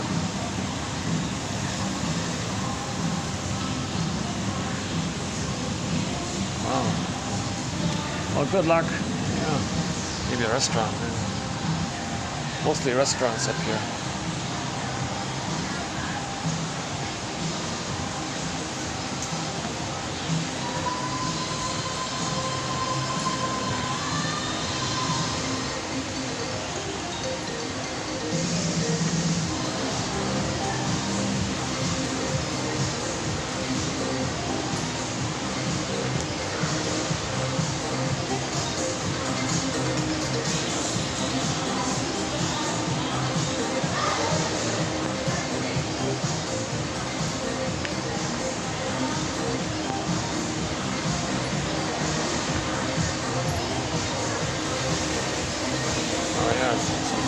Nice pictures here. Yeah.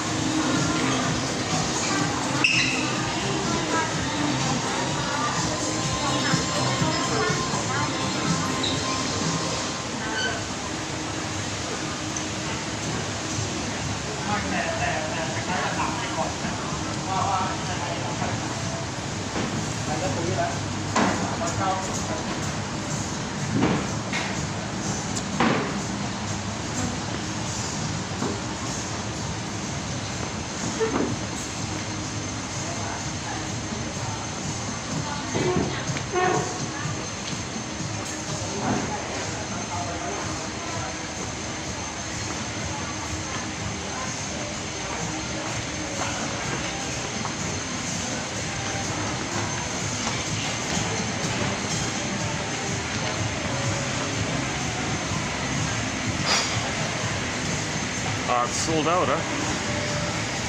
Oh, the thing I was after is sold out. Okay. The little bakery thing here. Okay.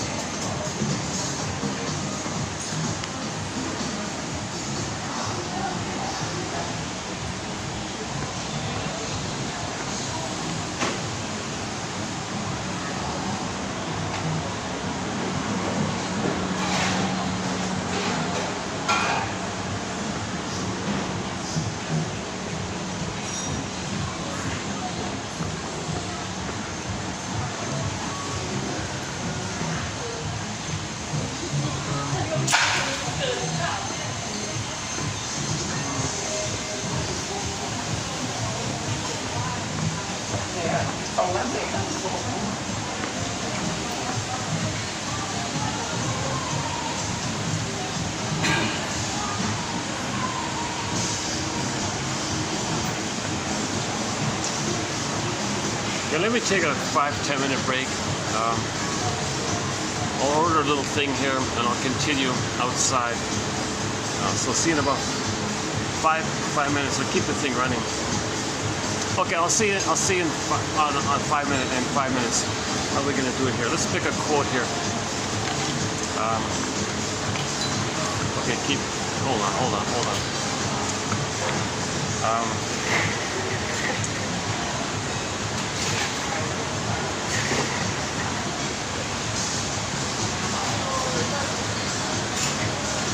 Okay, what about the first one here?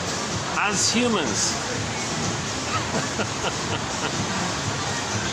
we are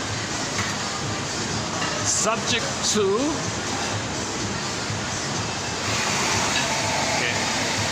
I'll hit the pause button and I'll finish when I get to the other spot. As humans, we are subject to emotion. As humans, we are subject to emotion, and to remove emotion,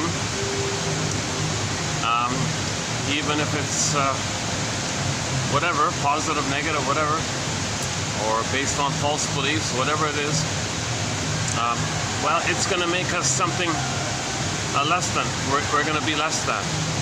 So we live to the extent that we feel. So he includes here the emotion of regret.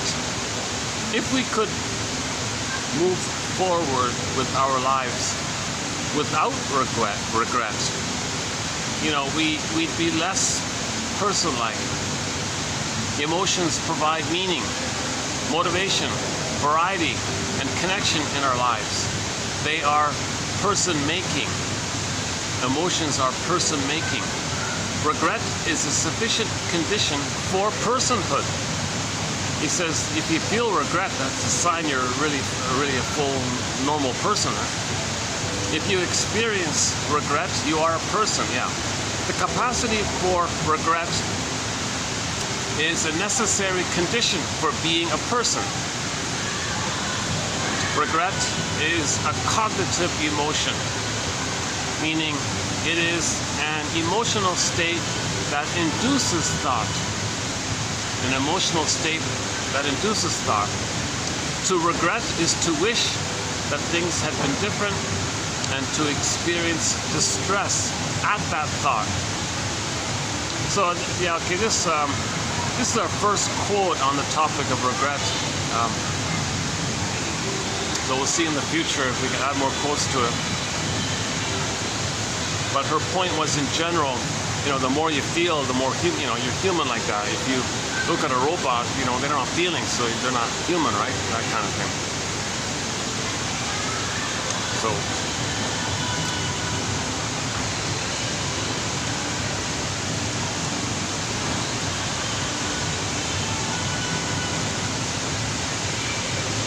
So with trauma, a lot of our feelings get frozen, right?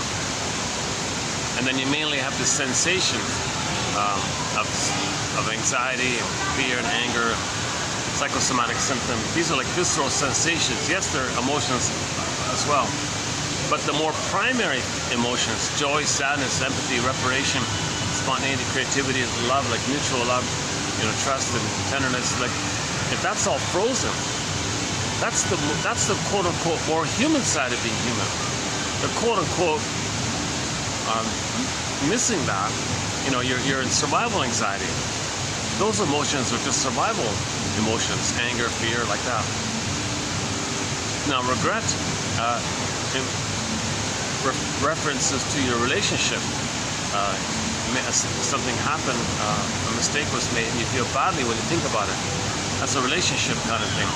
Stinger personalities, no regrets, no, never, no, right? That's their one of their slogans. Clingers and pleasers, they're filled with regrets. They have it, right? They have that kind of empathy for self and others. They're a bunch of...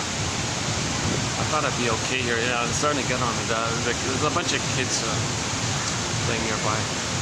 Boy, I'm really... yeah, I'm having an off day today. I realize it more fully now. I'm having an off day today. If little things kind of irk me a little bit, I'm having an off day.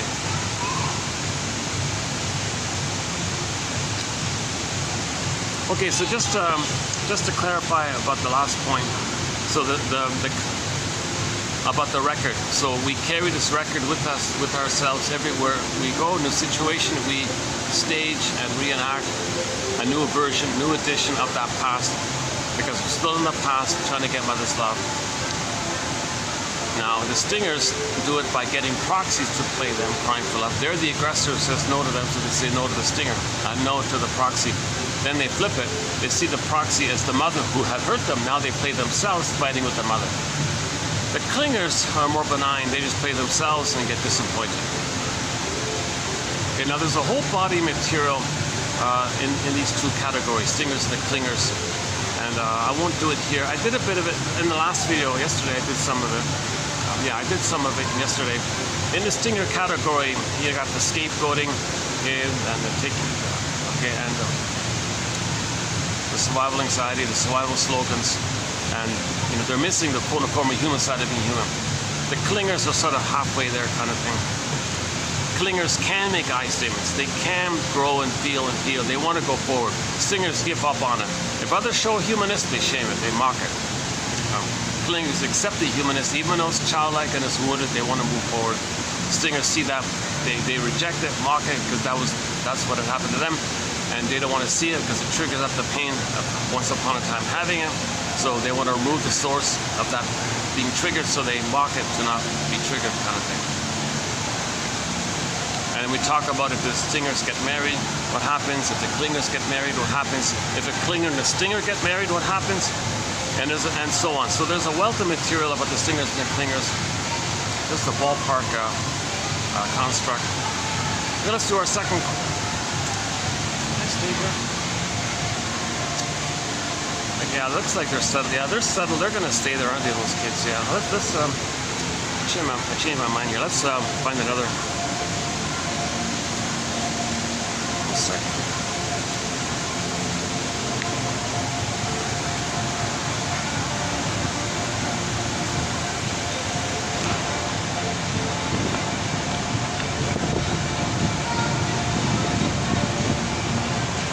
It's too bad. I wish I could use this little room in here, this little private lounge or something.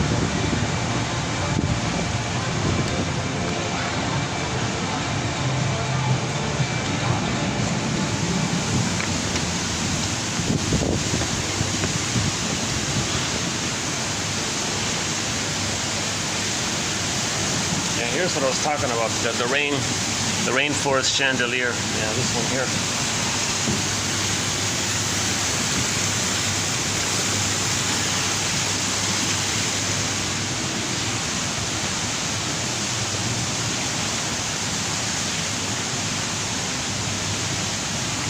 Gosh, if I had a chair, I could do it here. Nice background, yeah. Let's do a couple here then. Let's see if I can do a couple here. Next second quote. Now I do occasionally include quotes from, non-shrinks, so here's one of them. Researchers found that husbands, more than wives, were more likely to cite wives' jealousy as a significant relationship strain. This is also consistent with the finding that husbands reported fewer marital problems overall than wives. Okay, so I include this because we have a thread on envy, and I sort of include a little bit about jealousy, but jealousy is not like a full separate thread. But we do have a major thread on envy. So you need self-esteem to feel jealousy. Envy, you don't have it. Envy's way worse than jealousy. Jealousy you can manage, right? Jealousy, you had something, you lost it to someone else, you feel badly, you're okay. Your identity's not at stake. But with envy, it's about your identity. So it's more intense with envy. So he's saying here that women tend to be, husbands. Researchers found that husbands were more likely to cite wives' jealousy as a significant relationship strain. So the research said that men think their wives are too jealous. And the men think their relationship is fine. And for women, they tend to... So are women more possessive? I just, it's just a... I don't want to generalize too much or something like that. But it's been a long time since we talked about jealousy and envy. So jealousy is a three-person thing, right? Like if it's relationships, the fellow's girlfriend dumped him for another guy. He feels badly, so he's jealous, but he's okay. He might be momentarily hurt or angry, but not too over the top. His identity's okay. He still has identity. He's disappointed, but not enraged. But if the girl dumps the guy and he's like wildly enraged, that's envy. That's envy because his identity's at stake. He got triggered of not getting a mother. That's why the girl left, because he expected too much. I remember that quote about you don't have enough self-esteem to be jealous. We need self-esteem to be jealous.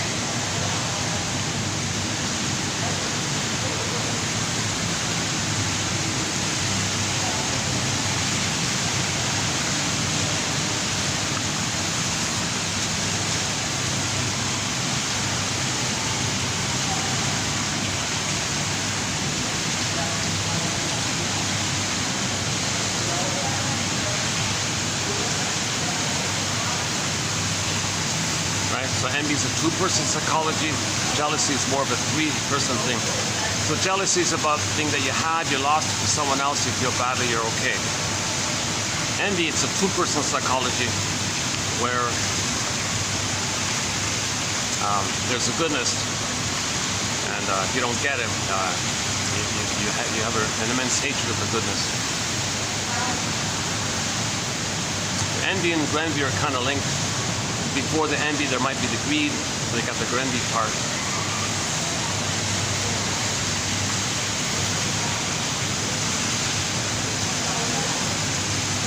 Okay, next one here. The mother, okay, you put a dash between the M and the word, you put a dash between the M and the O in the word mother. So when people talk about the other, the source point is the other. You look at the prototype and the feelings with the mother, that's related to your concerns about the other. So if it's a problem with the mother, there'll be a problem with the other. The mother is an infant's universe. Oh yeah, the whole world. The breast mother, okay, the part of the mother called the breast mother, that's the whole universe. Well, if it's the uterus, is the uterus a friendly place? Okay. Now when he's nursing, that breast mother is the whole world for the baby. The infant's everything. That creates experience of a life that is bearable and can acquire meaning. So the child can grow and acquire meaning, understanding. Mother makes him feel safe. He understands he can grow. His ego develops. So the breast is considered transformative in that sense.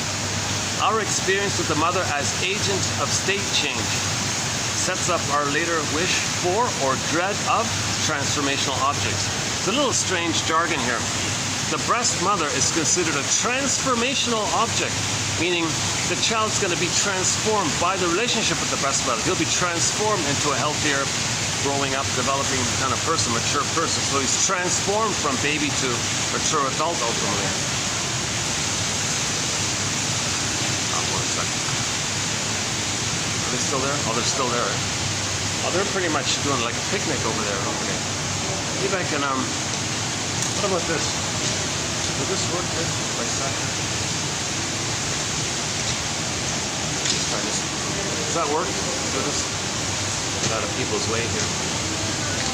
Okay, let's try this for a bit.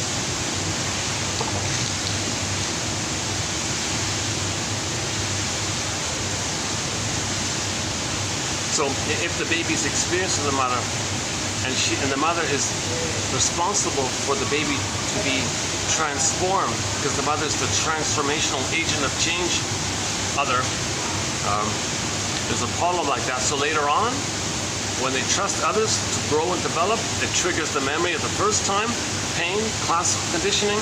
They're afraid of it, so they don't trust others, because last time they trusted someone, all the pain around it. So that's why they're afraid to grow. They're afraid to heal. They're afraid to grow up and be an adult and more. They're afraid of all that change because he couldn't change from being a baby to a little child and being emotionally mature like that. So when there's arrested development, stunted development, developmental arrest. Oh yeah, new phrase coming up. Yeah, in the next video. One guy, he has an idea. I don't know it too well yet. I just heard it yesterday on a podcast interview thing.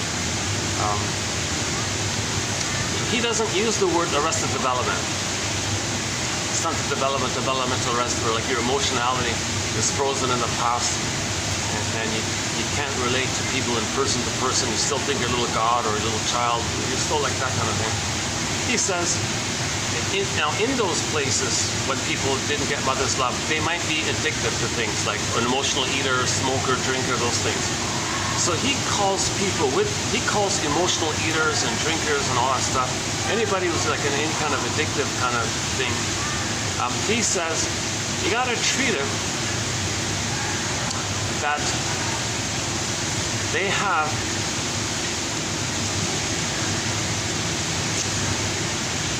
a kind of disability of the will. He calls it a disability of the will. Okay? Like your self-agency, okay, having a strong ego. So he doesn't say damaged ego, or he doesn't say arrested development or something. He says your will is disabled. Like a disability, like a person having a physical disability.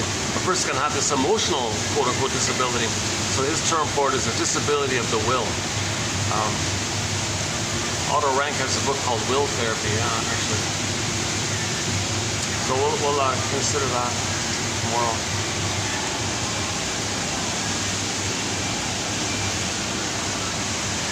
I'm going to just stick with Masterson on this one. Masterson has the best line for it. Masterson's axiom is self-activation. There's the will he's talking about. Real self-activation, self-agency, doing something from your conscious wishes, in connection to your beingness and your authenticity, which you're aware of. Self-activation, I mean real self-activation, activation of the real self, not the false self, the real self, what's really like making an I statement, saying what you feel, a real self. Real self-activation. Okay, trust, love, your genuine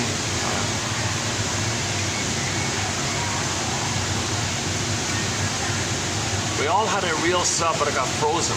So you want to go back to it. So maybe you want to heal. That's real self-activation. I want to heal. Well, okay, whatever the real self-activation is. Okay. Real self-activation triggers the original abandonment depression, the theories, the persecutory anxiety, all that pain with the mother, massive anxiety with the mother. And whenever there's pain like that, we use a defense mechanism. So self-activation triggers abandonment depression, which leads to defense.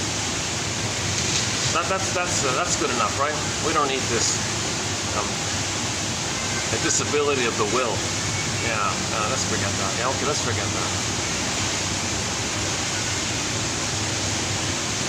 Oh no, the context was he wanted to get away from the temptation of the argument that if people are like an alcoholic, he said, oh, they have an illness, they got an illness. Well, don't say it like that if they have an illness. They have a disability of the will. So it's a more polite, diplomatic way of saying it maybe, right? And maybe it is more helpful to phrase it that way. So his goal was to get away from the idea that somebody who's an alcoholic has some kind of disease, they got a disease like leukemia, they got a disease like, no, okay, hang on, hold the phone here. They have the self-agency issue of their self-choices. It's disabled, it's damaged, arrested development. So he tried to come up with a new term, a disability of the will. So maybe we'll keep it after all, right? If it helps you to get away from the idea that the drinker has an illness. It's not helpful like that, right? Oh boy, it's hot here, eh? Yeah, I'm sweating already. Sorry. Let me find some AC somewhere.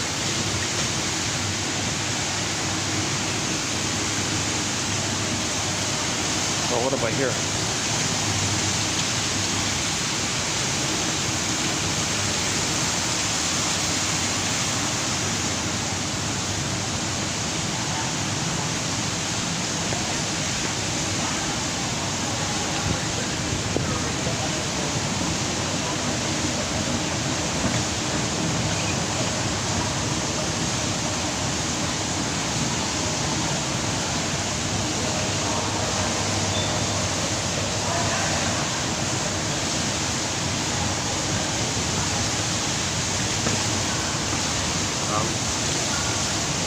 Oh yeah, the transformational object. So people call the shrinks call the breast the transformational object.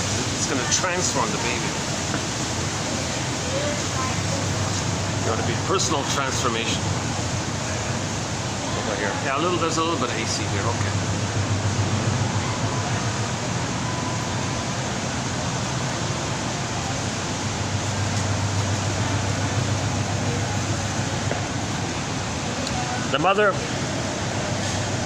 The mother other is the infant's universe. The infant's everything. You're my first, you're my last, you're my everything. That creates the experience of a life that is bearable and can acquire meaning.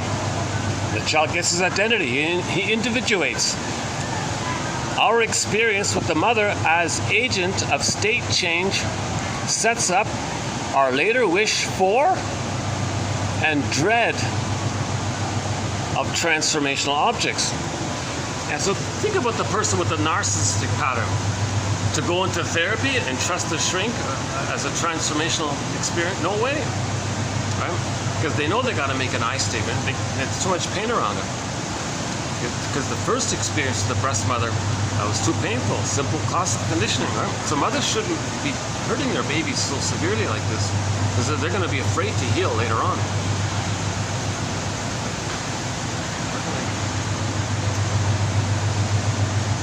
If I can get a breeze, maybe now. Let's see if there's a breeze out here. Hold on. Oh yeah. At the event, you will enter a land of blind boxes for collectors. Victory must see activity like Is it raining? Oh good, a little bit of a drizzle here, okay. Lighting's okay here, right? TNT space. Plus, then is the super cute girl collector. Today, until of that floor, some announcement. Before, and it is building the floor and not here.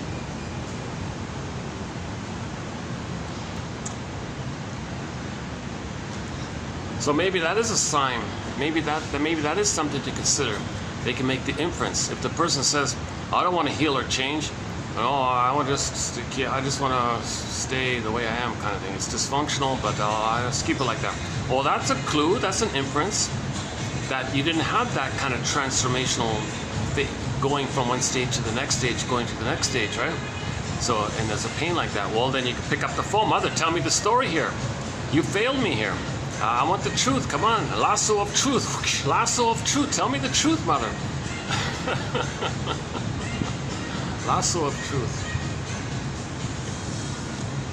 Okay, so we got to get to a place where we got to forgive the parents. But to forgive the parents, you got to understand them. Okay, play Rick Emmett's song, Saved by Love, Saved by Understanding. Got to understand them. Okay, you go to Bruce Springsteen, Independence Day Toronto on YouTube. Listen to the introduction that he gives to that song about being startled and surprised that your parents are like people. Not just parents, but like people, dreams, traumatized, hopes and dreams, traumatized. Still some blessings, but the reality they couldn't love because they were in pain in their past.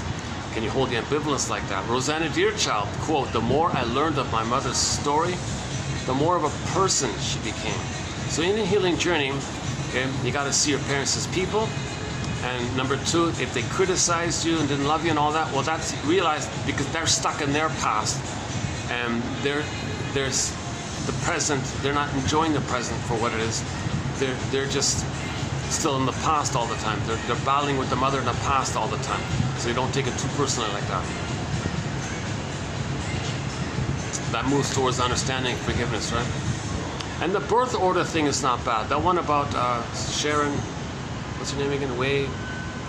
Wake Shite or something like that. About that day. So we recently we did the hero, scapegoat, lost child, and mascot. The 4 roles like that. So I won't redo it here. So find out your parents' the birth order issue. What role did they play in their childhood? You know, here's a new one. I don't like saying this, but here's a new one in terms of getting your parents a story, understanding their trauma, of why they couldn't love their children. What about the father? Did he receive the CIRC thing? That savage thing where the baby's put on a torture board and put in a straitjacket, removed from the mother, cords up in the name of plunder, and the poor baby's bleeding, and sensitive, very sensitive place like that, and he's severely traumatized.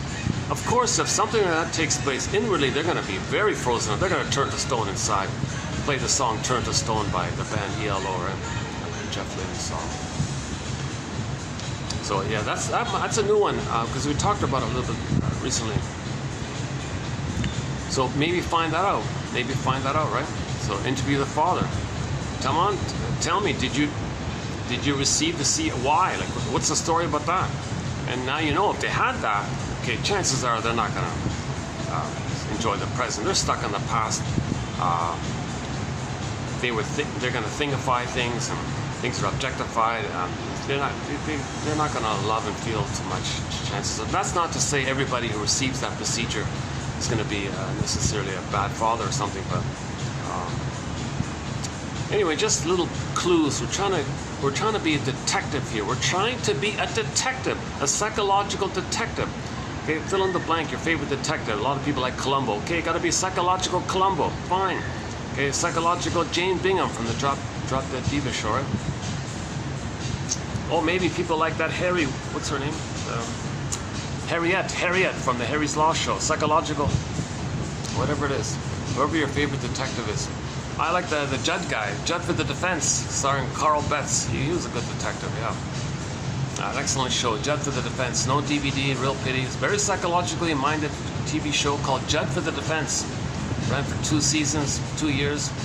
I think 50 episodes total, all in. No DVD, but recently it got on YouTube about a year ago. The quality is not good, but you can still follow it. And the psychology parts, those quotes are in our collection.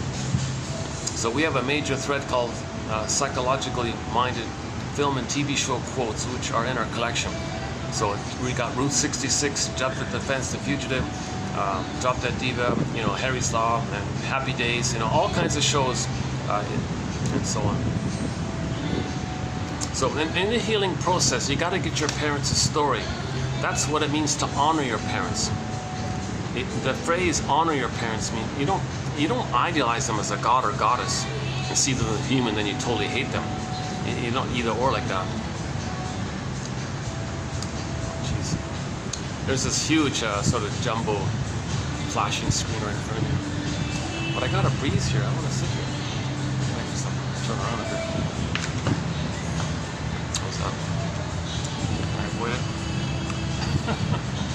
Sorry about that. It's good, you know these jumbo, 2 or 3 story screens on 2 angles like that, cornered like that. Where can I work that? Is the wind? Oh no, there's the rain. Yeah. Oh, hang on. Let's do this. Oh, let's do this. Okay, that should work. Yeah, that's good. Okay. Okay. Let's check the battery. Hold on a second. Let's check the battery. Battery's holding up. 509. Funny, eh? Yeah. It's only 1 hour. It feels like the whole day. It's funny about this issue of time is that we did 3 videos on timelessness. Interesting topic about timelessness.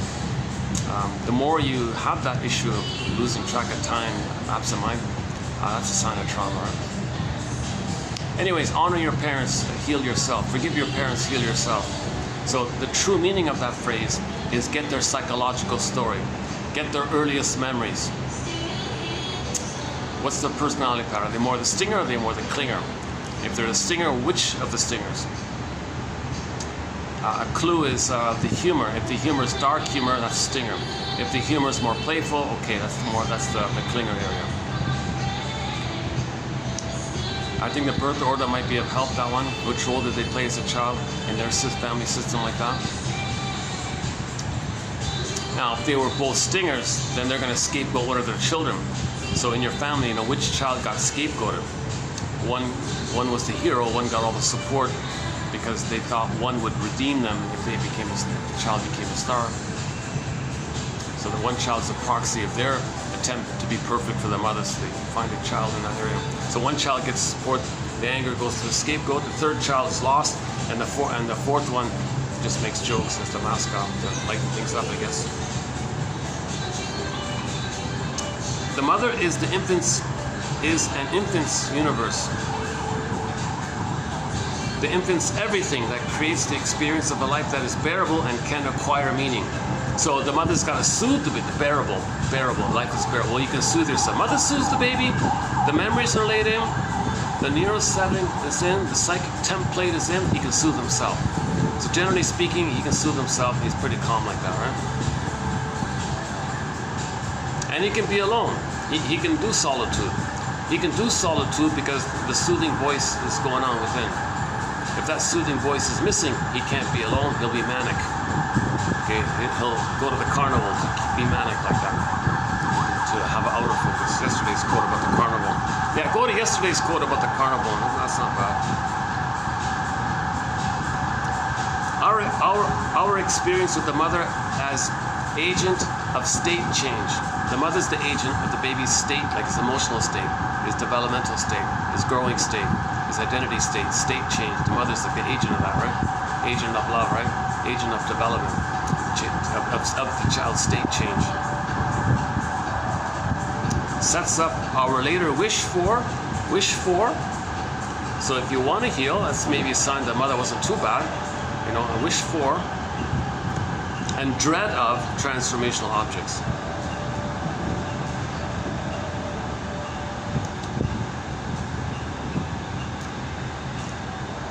Yeah, so people who have relationships where the friends are just lackeys or pets or whatever they call them, they want to control them or something. Some women only marry fellows they can control and dominate easily. They don't want to grow together. That's a defense against the transformational quality of growing together, making I statements together. That could be a clue. Relationships learn to be like two partners and they grow together,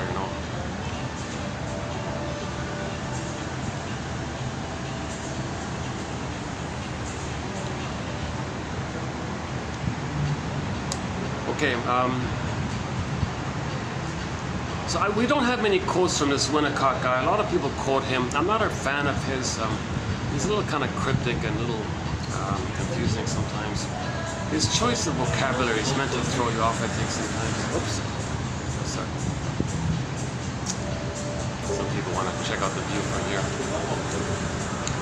Either I wait it out or go somewhere else.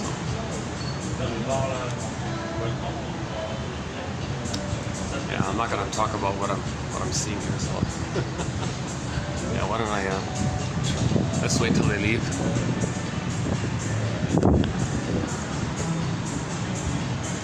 We only have one quote on the tattoo issue, so maybe in the future we'll have more.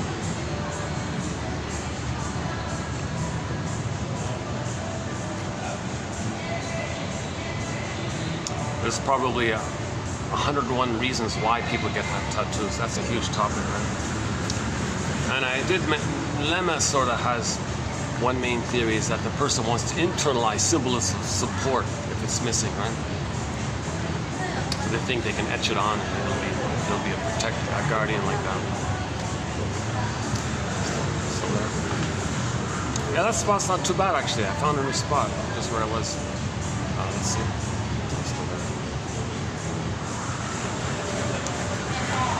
Okay, yeah, this Winnicott. So we don't have many quotes. He's famous for me for that phrase. The false self is meant to protect the true self, not replace it. That's my favorite line of his. So again, false self, true self. Maybe as a true self is frozen, the mind creates a false self. Okay, the false self you can go through life with, you can drive a car, you can function with the false self. The false self is also makes you unaware of the pain of losing the true self. So But as time passes, that gap between the two, okay, the pain increases like that. Oh, they're stuck there. Oh, they're just gonna sit there. Oh, they kind of took my. Okay, okay, I don't think they're gonna move. Let me find another. Let's find another spot somewhere.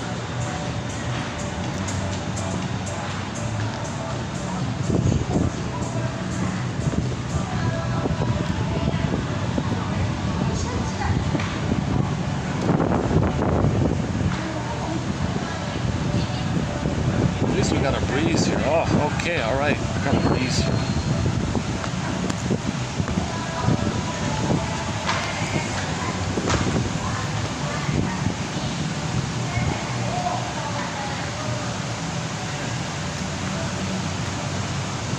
Nobody's here, which is unusual. There's always people here at this spot. Yeah, it overlooks the little park they have across the street there. We did a couple of videos in that little park. Yeah. If I had, yeah, I could theoretically. Actually, I did think about it. How's lighting? I do it like this. Okay, let's do this. Oh, it's cool. You're not going to hear me. The wind muffles. The wind does this muffling. It causes this muffling sound.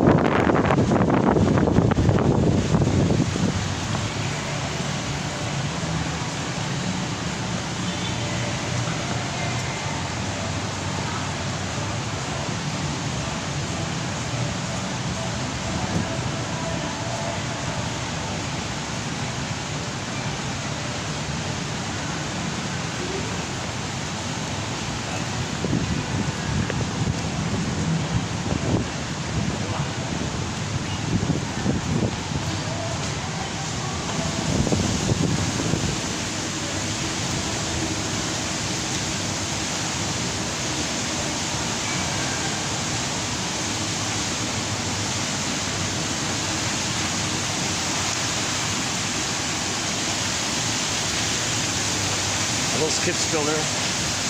Oh, the kids' picnic is still there. Oh, okay.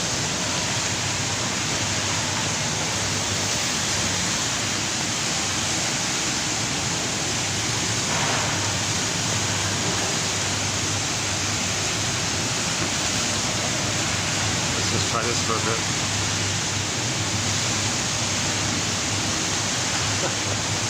It's a fun little family kind of kids-friendly, family-friendly mall. Nice little mall, yeah. It's a nice little mall, yeah. I don't come here often, but. Okay. Yeah. So back to this Mr. Winnicott guy. Okay. He asks a very good question. Why does the client? Why does the person? Why does the client? Or why do we go on being worried by this that belongs to the past? In translation, why does the client go on being worried by that which belongs to the past? Yeah, so why that belongs to the past? Baby was traumatized, mother failed him, mother hurt him, that belonged to the past. Why are we still concerned about it? Good question. The psychic structure needed to love life and be yourself is what's called differentiation. But you only get that differentiation, that transformation. You only get that differentiation when you feel safe with her. If you don't feel safe with her, if you're hurt by her, you can't be yourself. That's why you're stuck in the past like that. That's why we go on being worried about that which belongs to the past. It belongs to the past, but we worry about it all the time.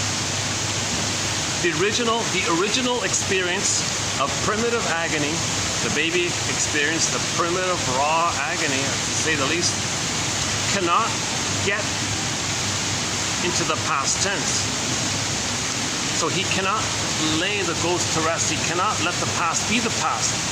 The past is all time and timeless. The present is still the past. He can't let the past be the past. The past is everywhere all the time. Every day is the past. The future is the past. Today's the past. The past is the past. Everything's in the past. Okay, because that it's infinite loop like that. So how do we get out of this? How do we be free from the past? Emotional freedom from the past. Okay?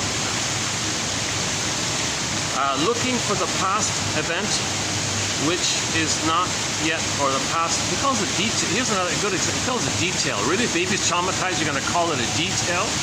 Looking for the past detail which is not yet experienced. Okay, knowledge of the event, okay, understanding of what happened. It's more than it's misleading to call it a detail. Technically, I get it, but looking for the past information, let's say, which is not yet experienced. So that maybe you couldn't process it, you couldn't digest it, understand it, give meaning to her. Oh, the mother did that, she's confused. I can forgive her, I understand. That's like processing. Baby was just overwhelmed, spaced out, endorphins numb, soul frozen, he couldn't experience it. And he becomes her now, imitates her. And he's stuck like that. Oh, one second. Let's try let's go back to this spot. How's the lighting here if I do it here? How's the lighting here? Oh, it's still okay. We got enough light here. Okay, yeah, okay.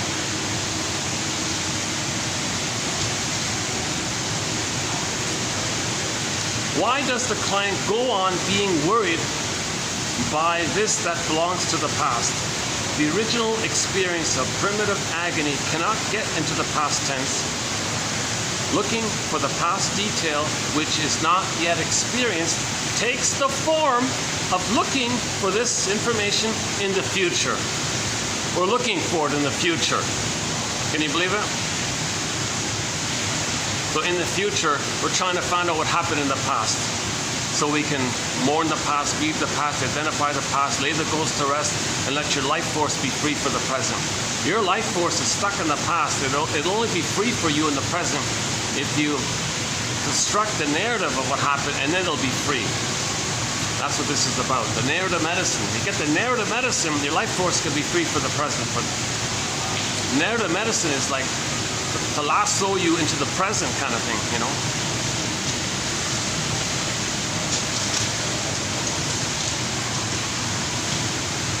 Yeah, I feel the caffeine in me. Look at that. I didn't buy, when I took the break there, I bought like one spoon, like one little scoop of, they call it mocha ice cream. I guess there's a little, I feel a little caffeine in it, yeah. Not funny, eh? Now I feel a little better already.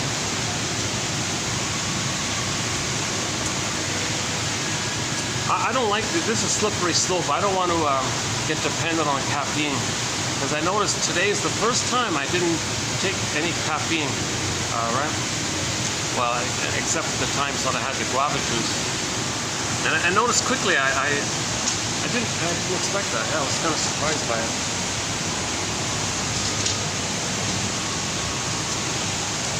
Okay. Again, why does the client go on being worried by this that belongs to the past? The original experience of primitive agony cannot get into the past tense. That's why. Looking for the past detail which is not yet experienced takes the form, okay, looking for this information, looking for this event, looking for the truth, takes the form of looking for it in the future. So you're going to repeat it, recreate it, be attracted to an emotionally unavailable partner, mother, or woman for a guy, let's say. So you found the detail in the future. You found it in the future. In the future, you were attracted to someone who reminded you of the mother, so you can know the detail of the past. The detail of the past was the mother was emotionally immature, emotionally unavailable. That's the detail you don't know. So in the present, you go in the future, you're attracted to somebody like that, then you know the detail of the past. So you look forward in the future to know the past. Will you recreate and restage and re-experience somehow in the present to know the past? That's what he means. That's not a bad quote. Yeah, okay, that's one of our first sort of solid quotes from this guy here. All right. Back to the solitude one. Yeah, okay. Now, also on, yeah, same guy, Winnicott. Okay. Somebody quoting him here. Withdrawal and solitude serve the inner need to turn inwards. Yeah, so if the adolescence, yeah. So the teenager may need to We all, at midlife, we may need to go into the woods or be in nature to have solitude. So there are times when we need to withdraw and engage in solitude. It serves the inner need to turn inwards. We have this need to turn inwards. Okay? You got to heal the man in the mirror, Michael Jackson's song. Man in the mirror. You got to turn inwards. Adolescents who have this capacity to reorder themselves in solitude and develop confidence also has access to a good inner maternal object. So when you're alone, that psychic structure in your brain is called the holding interject, the soothing interject, okay, the internalized good object. It just means memories of having been loved and soothed, and the memories are alive like a part of you. It's a part of your brain now. Now you can soothe yourself. This means they have internalized, wired in by the experience. You internalize it. It's part of your intrapsychic structure. Intrapersonal leads to intrapsychic. Internalized a loving mother or caring parents and can think of themselves the way they believe their parents think of them. Winnicott, 63, understood the, quote, capacity to be alone as an important step in development, one which becomes possible when the child perceives himself or herself as a person separate from the mother. Okay, so it goes together, obviously. If the mother loves the baby, they can be separate. The mother doesn't love the baby, he's stuck with her in the target of a negative bond with her, the trauma bond with her. Stockholm, they can't be themselves. Yeah, think about the Stockholm syndrome. They're not free, right? They're tied up with the Stockholm kidnapper thing. Similar kind of idea. I'm talking loudly because I know there's a lot of noise around here, and the caffeine. Look at that, eh? Just one little ball of mocha flavor. I didn't even know those. I thought it was just a flavor. Mocha, probably just a flavor. No, it actually had a little caffeine in it. Yeah, that's good. Okay, but it worked out okay then. I saved the video. Yeah, I saved it. Saved the day here. Okay, we don't have any quotes from this Mr. Sullivan guy, Harry Stack Sullivan. He's famous for this whole idea. Oh, forget about psychoanalysis. It's just about relationships, people. It's just about relationships. Just connect, just relate, just connect. So he had a huge emphasis on just relate kind of thing. So I wanted from this guy here.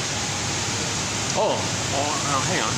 Harry Stack Sullivan suggested that the nursing infant is able to distinguish experiential nuances, such as a good breast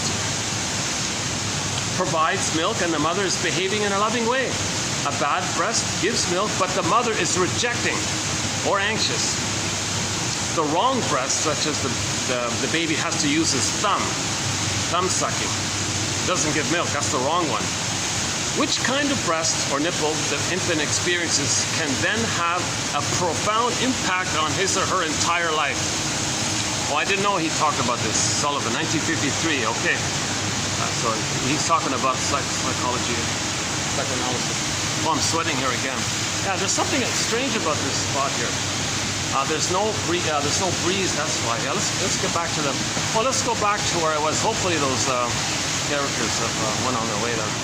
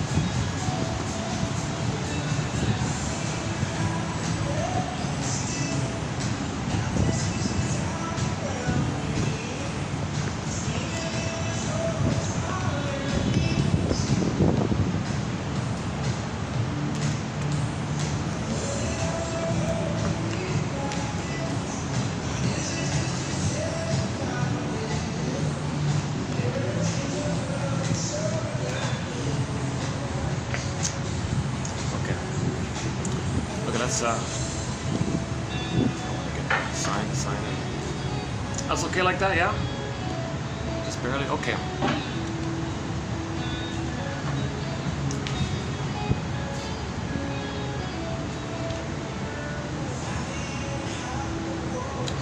Okay, again,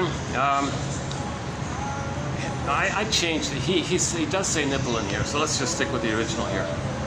Harry Stack Sullivan suggested that the nursing infant is able to distinguish experiential nuances,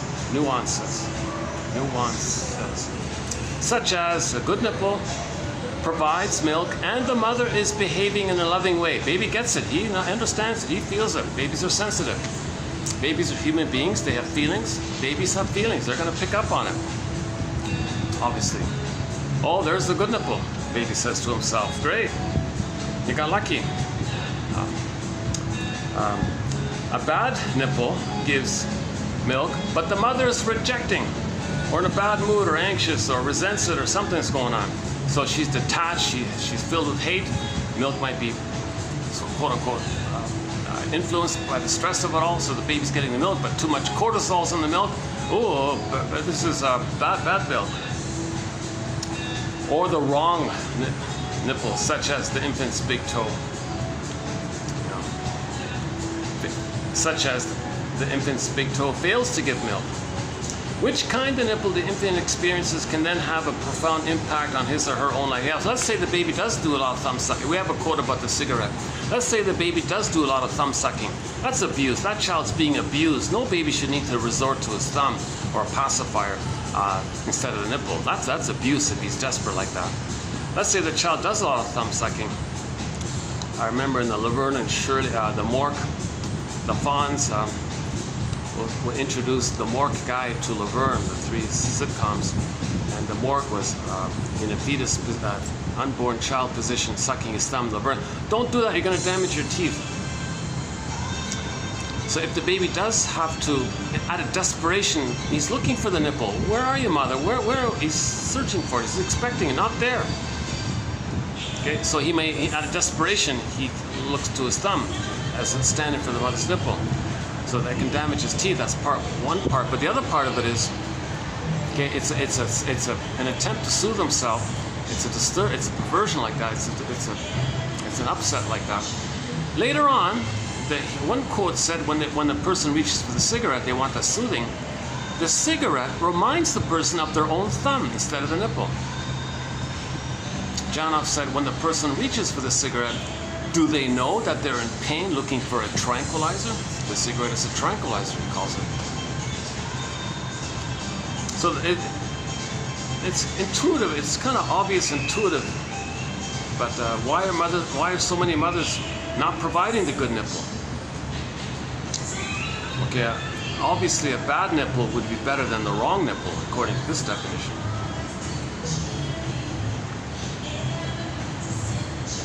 You know, that may be a theory of why the food quality is getting worse and worse. If the mother was resentful or in a bad mood when she's feeding, the baby feels this is the bad milk, toxic milk kind of thing. So to recreate it, all right, planet, you're me, I'm the mother, I'm going to deprive you of the nourishment that I didn't get. Now I'm going to see you as the mother who did that to me, and I'm angry at you.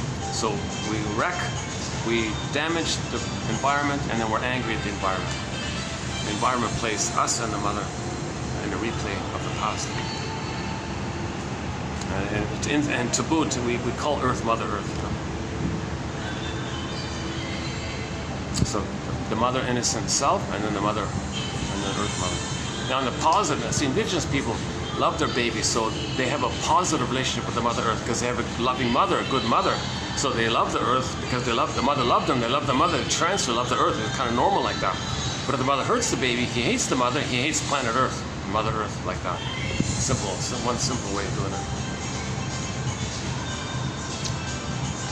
Okay, this issue of mortality. Okay, the confrontation with one's own mortality. Okay, someone who has avoided the subject will likely have difficulty with a deep experience that shows him that this life is transitory. Many people subconsciously retain the childhood notion that they are immortal.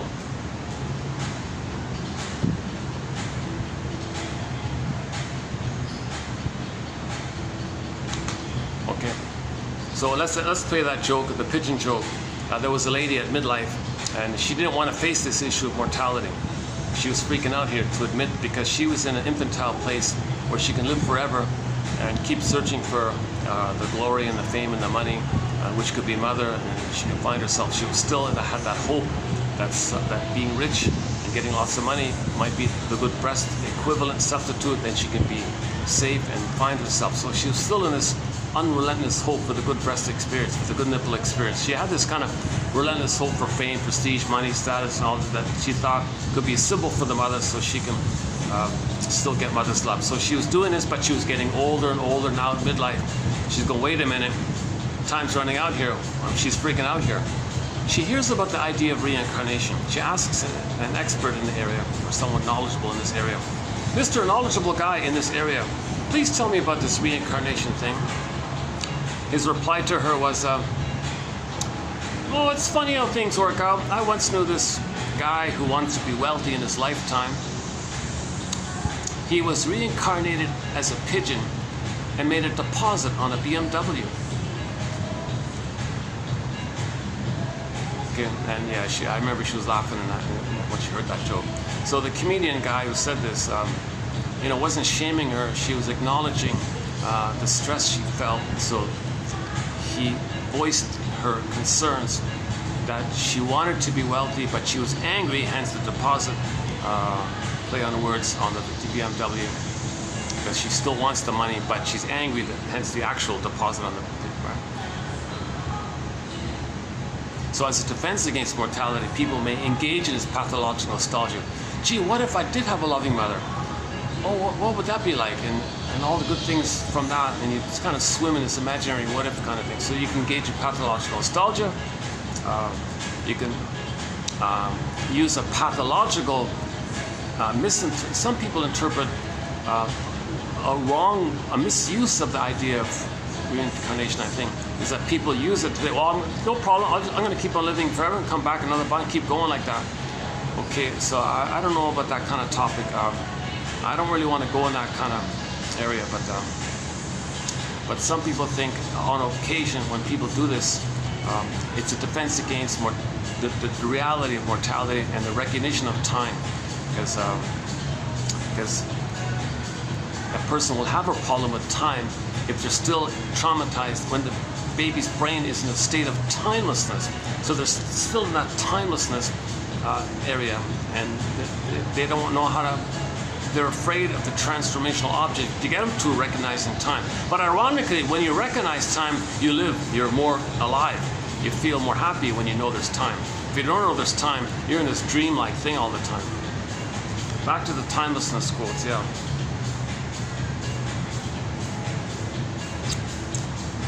The analyst gives up the attempt to bring a particular problem into focus. He contents himself with studying whatever is present for the time being on the surface of the client's mind, recognizing the resistances or defenses which appear there and making them conscious to the client. Okay, so I did talk about this in the last video, part 1. So just briefly, the axiom with the shrinks is defense before content. Point out how the person is defending themselves, resisting awareness of the pain of what happened, the content. So you point out the defense. Don't bypass it and talk about the content. Okay. So I've been using Paul Gray's example in his book Ego and Analysis of Defense. His main example in this area was if the person changes the topic, that was the defense. Feeling was coming up. Oh, look at that, everybody. A bird just flew across. I changed the topic. I'm talking about something. The person's talking about something. They talk about the weather or something. So you point. Did you notice that? Did you notice that moment when you changed the topic? You changed the topic. You don't say you felt something and you change the topic. You just change the topic. You were talking about this, and suddenly you're talking about that. Did you notice that? That's a defense. And that person might, hearing that, They may or may not, depending on where they're at and all this, their readiness. Yeah, because I was feeling this stuff. I'm glad you noticed that. That's right. I was escaping the feeling that came up. You must have a very good reason to change the topic then. That's right, because the feeling was very strong. Go on. I hear you. You might say, yeah. So, what's the hardest thing about this feeling that you're talking about? Well, of course it's hard on you free. So, and you may bring up the. It reminds me. Going in the content. So the client brings up the content. The friend, the buddy, notices how you're defending against the content. Defense before content, or resistance and defense are the same. Defense before content. So if the person wasn't comforted by the mother, and they're eating the cookies, the friend doesn't say to them, you know, your mother didn't comfort you. See, and that's why you're eating the cookies. Well, that's content before defense. The friend should say, I notice you're running for the cookies. Now, if the friend, okay, the friend might say, I notice you're running for the cookies. Is it because maybe you weren't comforted as a child? Okay, at least you're following the sequence. Like you want to follow the sequence like that, right? So it's better to say to the friend, if the friend's not a shrink, he might. If the friend has a choice between, oh, your mother didn't comfort you and soothe you when you were a baby, and that's why you're reaching for the cookies. Okay, A or B. You're reaching for the cookies because your mother didn't comfort you and didn't soothe you. That's why you're reaching for the cookies. So first the cookies, then the mother failed you. Cookies, then so present, then the past. Defense, okay? But the shrinks don't even give you the content. The friend might, but the shrink doesn't usually. Some exception. So that's one of their axioms, and I noticed it comes up a fair bit. Defense before content. Okay. So again, the analyst gives up the attempt to bring a particular problem into focus. So he gives up on talking about the content. Forget it. I'm not going to talk about the content. I'm not going to talk about the problem in the past. I'm not going to bring that into focus. He gives up on it. He contents himself. The analyst contents himself with studying whatever is present for the time being on the surface of the client's mind. Like what's on the surface? What are you doing now? Recognizing the resistances or defenses which appear there and making them conscious to the client. Did you notice? It seems to me, I wonder, did you notice? Yeah, well, okay. You're not going to hear me inside. No way. No, we're fine here. Okay, I'm not disturbing you. Okay. Lighting's still okay? Just barely. We're going to run out of light here pretty soon. Yeah, I'm going to finish this up pretty soon. Let's see. What is it? 5:43. So maybe in 10 minutes, let's say, we'll finish up. Yeah, before 6. Okay. Okay, we did some very good quotes on the phrase working through. This idea about working through. Okay, the client has to process and feel and work. He's got to work through this whole area of making the unconscious conscious. So making the unconscious conscious, it's kind of like a working through. They call it, not a great phrase, they call it the working. You got to work to do it, working through it. You got to work through this whole issue. You're in denial, you got to be conscious, you got to work through all this stuff. He says he prefers the phrase suffering through, feeling through, suffering through. Working through is better thought of as suffering through. Okay, last one here. Yeah, I also, and this last one, I also talked about it in the last video, part 1. Or the one, 2 videos ago, sorry, 2 videos ago. He's introducing a phrase which I don't know if it's too helpful or not. I don't think it's going to catch on. But anyways, he calls it social melancholia. So, in other words, let me paraphrase it. Groups of people in denial, or communities in denial, psychological denial.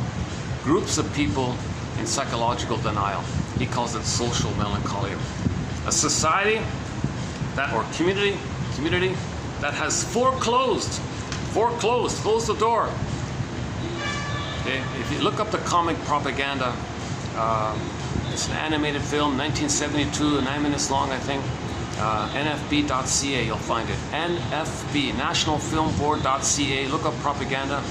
It's a cartoon film, right? The key scene, in my opinion, is when the shrink appears. First time in my life I saw something from Canada make reference to a shrink. So a great little scene. The shrink came on the scene and said, "That's the problem. All these skeletons in the closet. These things happen. You close it, foreclose it, close it. Okay? The murder of the indigenous people. Don't want to talk about it. Put that in the closet." That's a big one. The 70,000 indigenous people were murdered and all this. Don't want to talk about it. Put in the closet. Oh my God.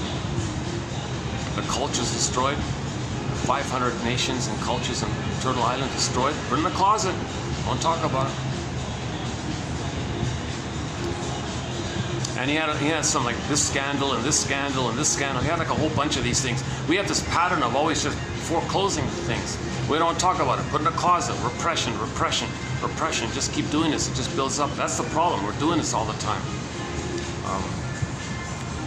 You know, one that I think should be, and that was in '72. You can imagine all the new ones added in there. But one that I think should be added in there, that ironically Canada, someone said Canada would not even have come into existence if it weren't for the 20,000 men who built the railway, allowing Canada to become Canada like that, because the railway. So poverty was created. They took all those desperate people, took them over, gave them a false promise, and thousands of them died in the process of laying down the tracks from coast to coast. Someone said it's the world's longest graveyard. Like all these, right? Sad story. And then they were treated very badly, and they were all dying in the cold and all this. They weren't given proper clothing and food and all this. They were dying like all this. And the survivors were tricked into some other thing. And a lot of them died afterwards. So the false promise. So they created poverty and promised some good wage or something. They came over and a bunch of them died like this. No one talks about it. No stamp, no recognition, zilch, nada. Nobody even knows about it. Nobody even knows that these hardworking guys suffered to build this railway for Canada. And the document and the animated film is talking about this issue. It's talking about Canada's problems, right? So Canada came into existence like so. Another thing in the closet, he said the railway scandal. I didn't know what he meant by the railway scandal. He did mention that scandal. He had all these scandals in there, but he didn't make it clear what he meant by that. Apparently there's one little tiny plaque in the middle of nowhere in BC somewhere. Here lies, here we acknowledge that 20,000 men from China came over and built this railway. We acknowledge this. But no one notices it. It's hidden, you can't see it, you gotta find, hard to find. So somebody finally managed recently to put a little plaque there. Oh my God. They should be on the dollar bill or something. They should be on the $100 bill or something. A picture of the laborers doing this. Even Gordon Lightfoot didn't mention them in the famous song Canadian Railroad Trilogy. Didn't mention it. You got an award. Oh yeah. We put you on a stamp because you put the thing in the closet. Put you on a stamp. We glorify putting this on this foreclosure. That's called social melancholia. Social or societal. So melancholy means you can't mourn. You don't mourn. That's pathological nostalgia. Melancholia. Okay, complicated grief, aggravated grief, the derailment of the grief process. You can't grieve because you don't have your beingness. You need to have a beingness to have sadness at the console, to admit a loss, and that's called mourning. If you don't have your beingness because in trauma it's all frozen, you don't mourn. Not inability to mourn is called melancholia. Because you're one with the mother. And the mother hurt you. To admit that, you lose yourself, you can't do it. So it's all messed up like that. So people deny, that's called foreclosure. A society that has foreclosed on mourning and interprets its disillusionments and losses through the lens of, okay, then after you project all this stuff, after you repress all this stuff, you project it onto others. You say others are dangerous and all this. Like when the baby is hurt and creates a demon in his mind or an alien in his mind, based on his rage and all that, he projects that image onto others, say others are threatening. He's projecting his own image based on his own emotion onto others. It's not making sense. But he can't contain it. His ego is damaged. You need a nest. You need a nest to get the egg, the feeling, the firebird. Okay, when the baby's soul is traumatized, they call it the ashes. And you want the phoenix coming up. That's called emotional knowing, the firebird. Okay? In one story, the protagonist hops on the back of the firebird and rides the firebird up. Psychoanalysis. Looks for an egg in a basket that's missing. You need the basket, then the egg. In the egg is the firebird and the emotional knowing. You're not going to get the belated release of your feelings, called the ab reaction, inside out too. Ab reaction, avalanche. You're not going to get the ab reaction, your feelings coming back to you, to consciousness, if you don't have a nest for the egg. Just like a bird builds a nest first, then there could be an egg. We got to build these quote. This is like the nest. This is like building the nest. A nest. Yeah, let's just stick with the nest. And the lasso of truth. Okay, someone called these. Oh, what's this? Oh, never mind. Okay. One of those scam. Oh my God, one of those bots, those computer calling bots. If I answer that, I lose the videos. I can't. It's calling again. Jesus. Yeah, it's not even like a local. It's not even like a local number, right? It's like from some other place, anonymous kind of thing. Still ringing, eh? Yeah, jeez. It's funny, that only happens when I'm filming. It doesn't happen if I'm not filming. So somehow the scam computer bots will call you when they think you're online like that. Like if I'm online, oh no, if I'm not filming but I'm online, it might come up. Yeah, that's true. Okay. But I never get a message of these bot calls, like when I'm not using the phone. And later on, I saw that they try to call. In other words, they only try to call you when they sense that you're online or using the phone. Because I'm both. I'm both. I'm online and using the phone. Okay. Still ringing? Oh, Jesus. Okay.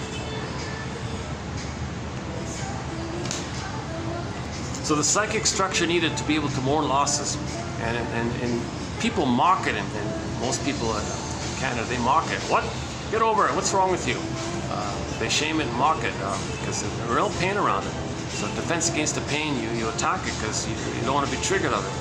There now, get over it. What's wrong with you? All these typical toxic slogans like that. So his phrase is social melancholy. Oh, this guy's from Canada, by the way. Or at least this quote comes from a Canadian journal. The first one, can you believe it? Out of the 10,000 quotes, I finally found one quote that I could pluck out from the Canadian Analytic Journal. Can you believe it? This is from this year, 2024. Just found it. It's from the abstract. I don't have access to the whole article. I read a lot of abstracts. Social melancholia, i.e. a society that is foreclosed. Okay, that's skeletons in the closet. Foreclosed, denied. Murdering all indigenous people, all the slavery that took place, the murdering of the mercenary. They got $1, and the guy, the killers, they wanted to prove how many they murdered.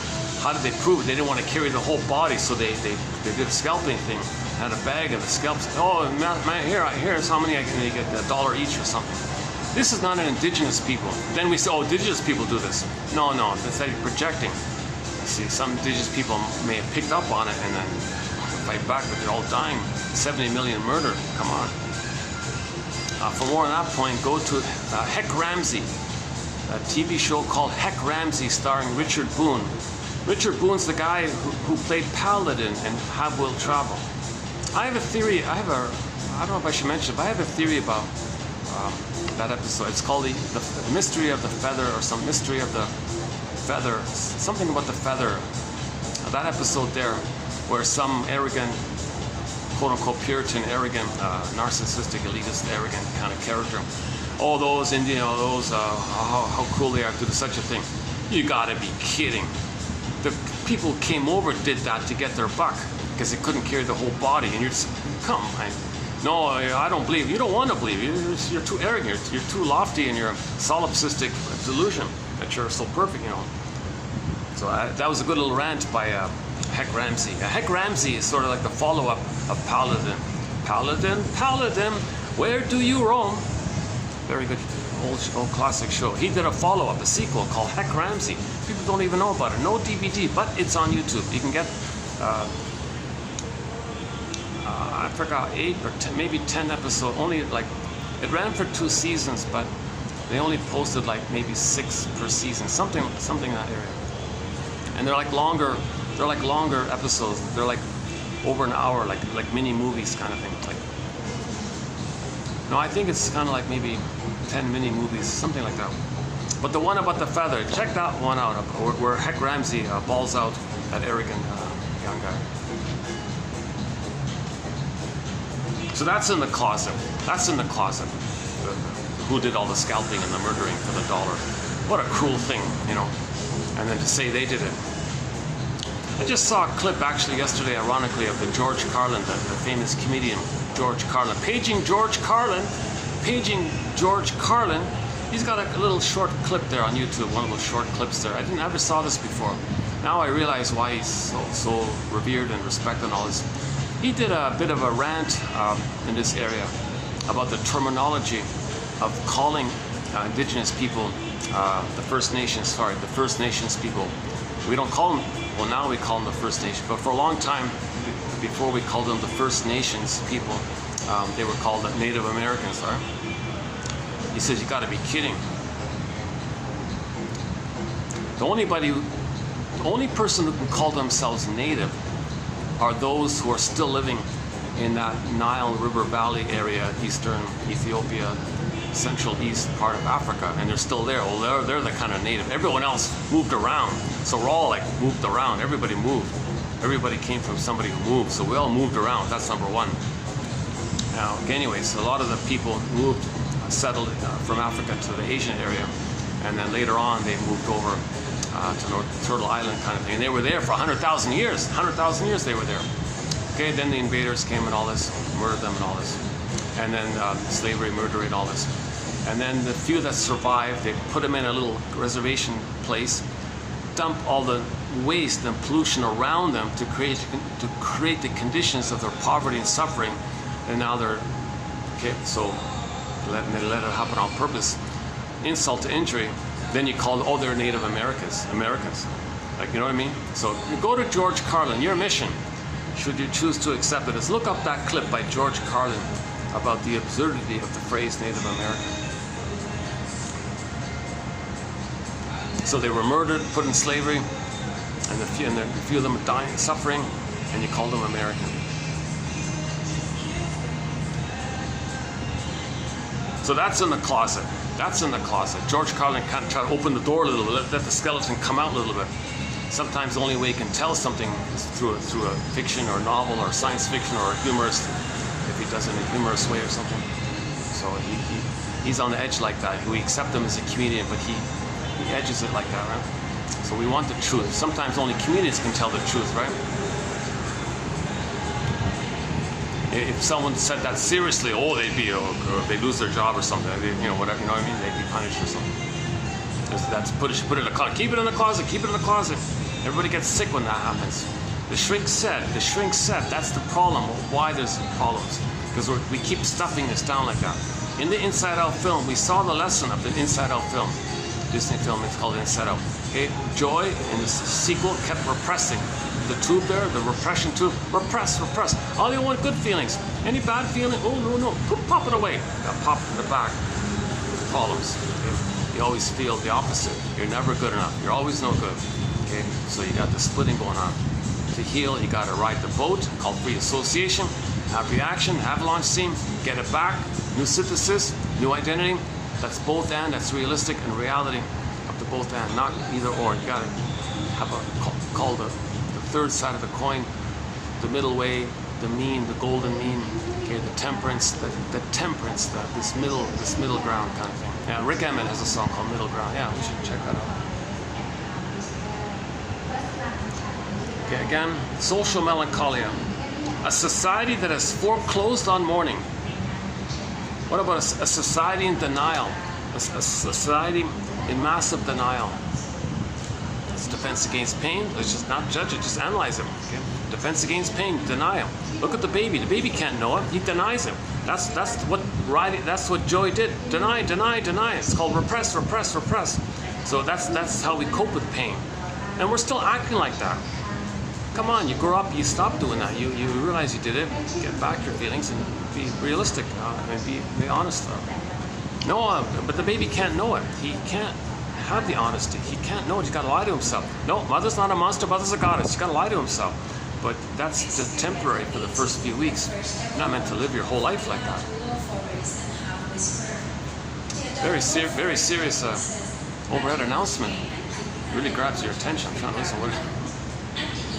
Let's take a break then.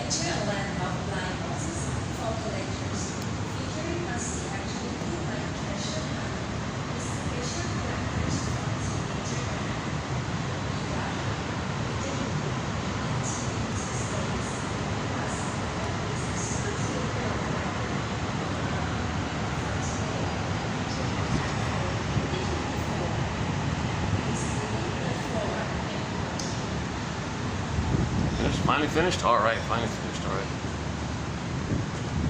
Social melancholia. Social melancholia. A society that has foreclosure, right?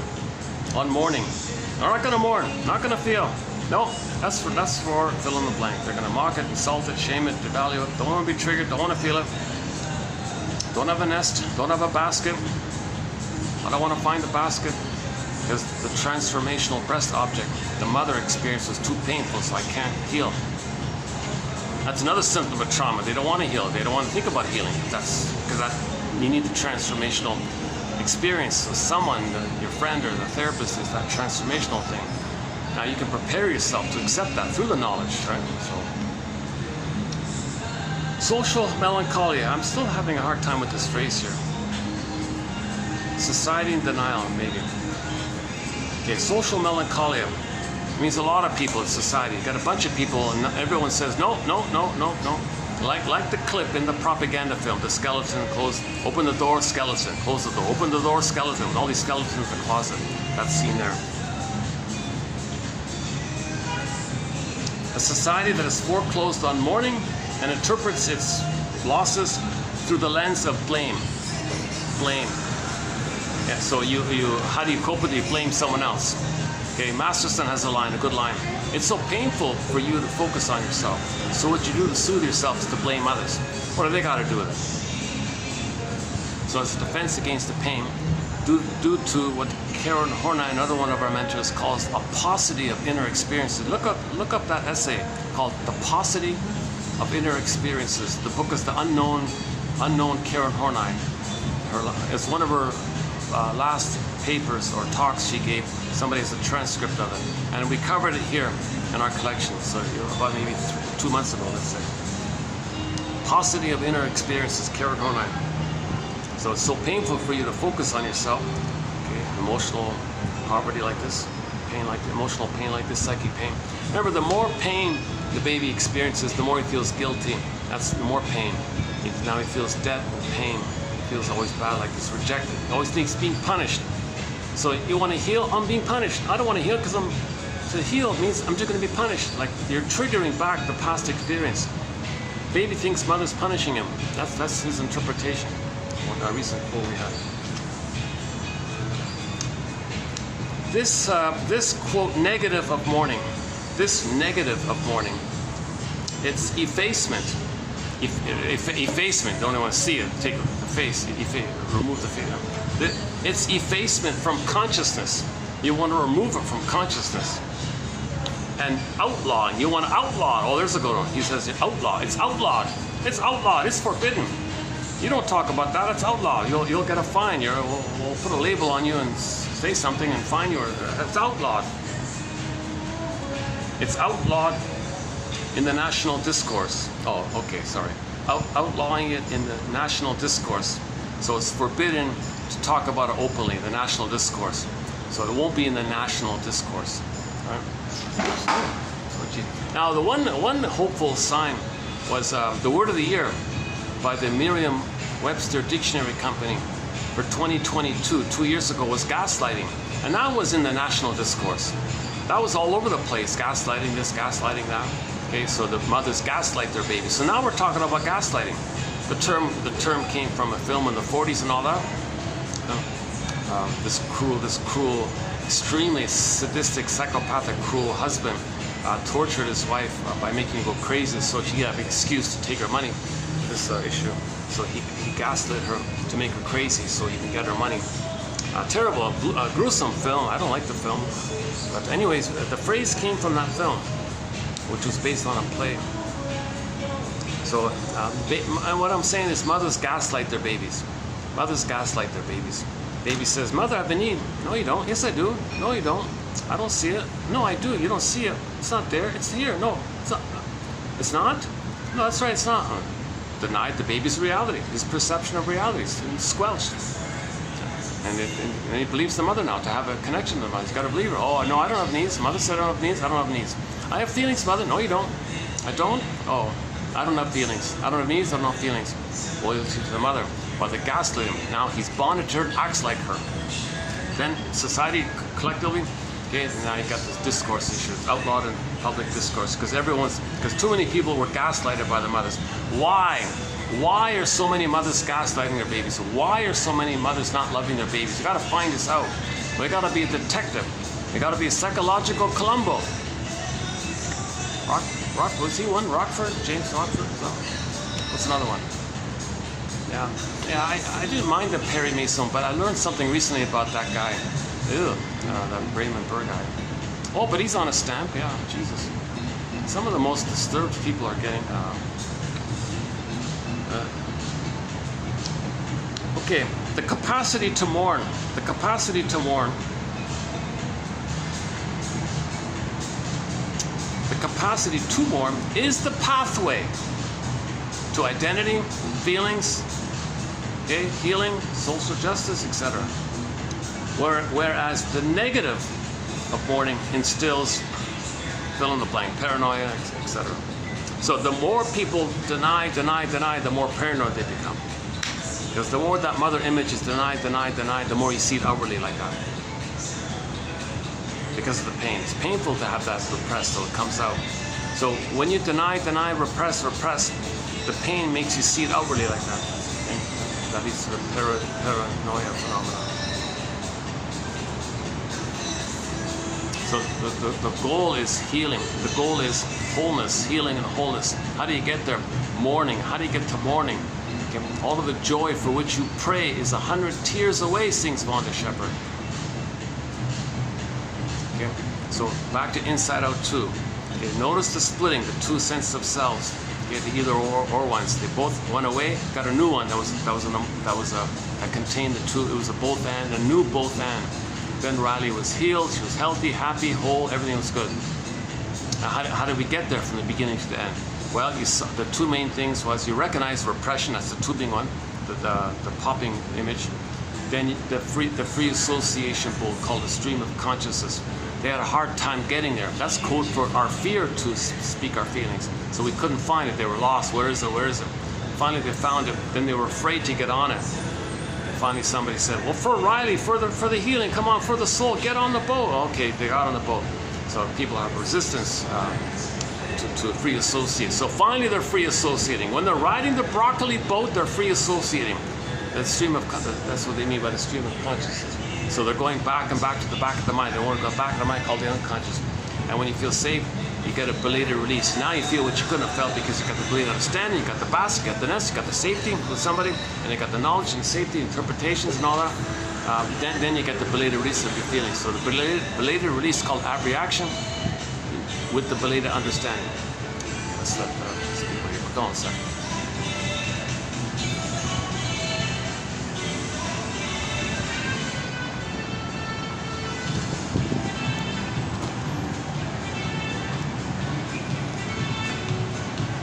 Oh, there's one spot there. We could try that one.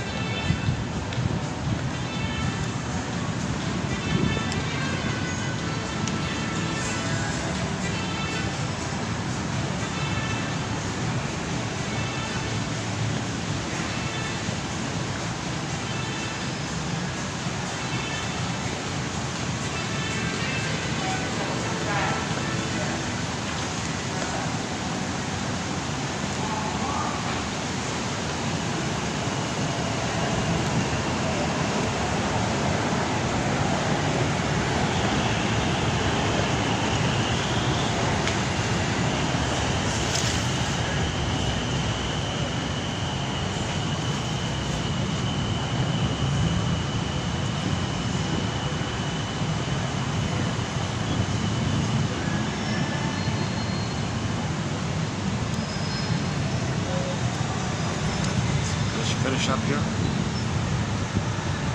Let's check the. Oh, I got these flashing. Oh, jeez, all this.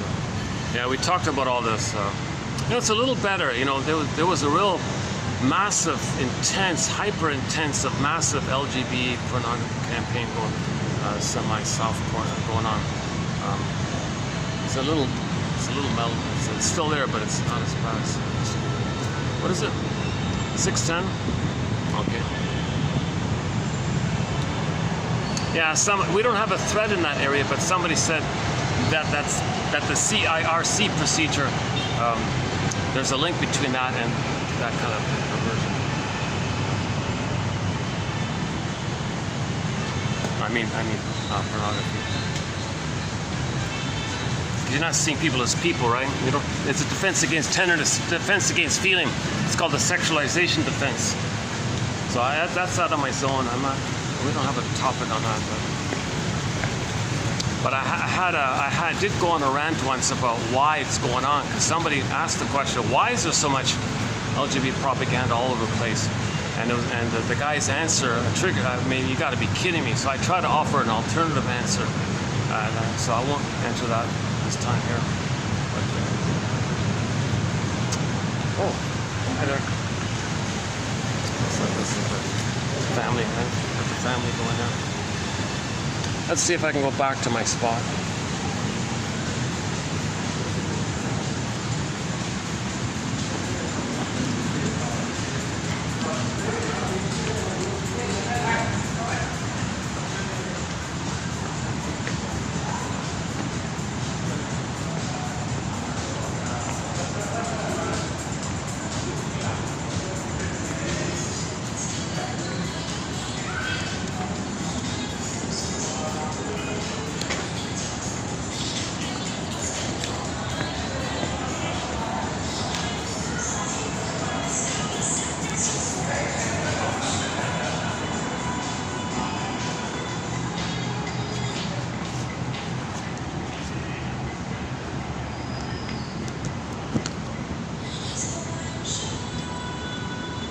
Block the billboard. Yeah, this spot's not so bad, after all. Occasional movements, that's okay. Again, social melancholia. A society that has foreclosed on mourning. Whoa, what an awful kaplunk. Mourning, inability to mourn. Sadness, your tears. Open the door, put it in a closet, close it, lock it, nobody open, outlaw to open it. That's the problem. All of the problems in society is because of this. We're not mourning. We're not facing this issue of this complication around how do we mourn. How do you mourn? Forgiveness, story, understanding, forgiveness, then you mourn. Okay, story, mourn, and joy comes back. Story, mourn, return. So joy always comes back to the cause, right? Joy's there at the beginning, gets pulled away, it comes back, right? This negative, this denial of mourning, calls it negative of mourning. I don't like that phrase. This denial of mourning, it's effacement from consciousness and outlawing in the national discourse. But the capacity to mourning is the pathway to healing, love, social justice, so on and so forth. Whereas this denial of mourning instills paranoia, and so on. Okay, your mission, should you choose to accept it, is to pluck one. Okay, in each set, you read the set. There's usually on average 10, and you pluck out one that you like. Make a note of it, send it to yourself, email it to yourself, send it to a friend. Why did you like it? Do something with it. Write it down, handwrite it down, put it in a notebook. Make little notes about it or put it aside for future reference, and do that every day. Every day, pluck out one. So we got 1,000 videos here, times 10,000 quotes, one a day. So roughly 3 years to do this for 10 minutes. You're moving towards building that basket. When you get the basket or a catcher's mitt, you can get the egg and you can catch the ball.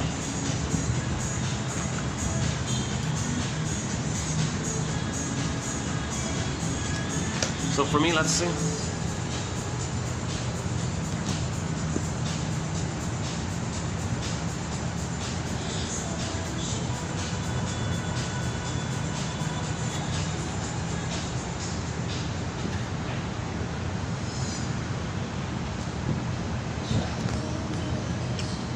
Yeah, I was just thinking about that mocha ice cream.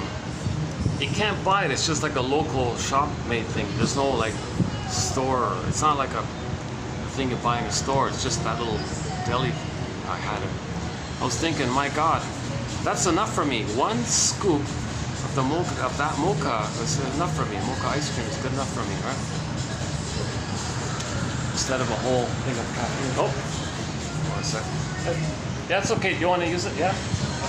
No, it's never mind. Okay.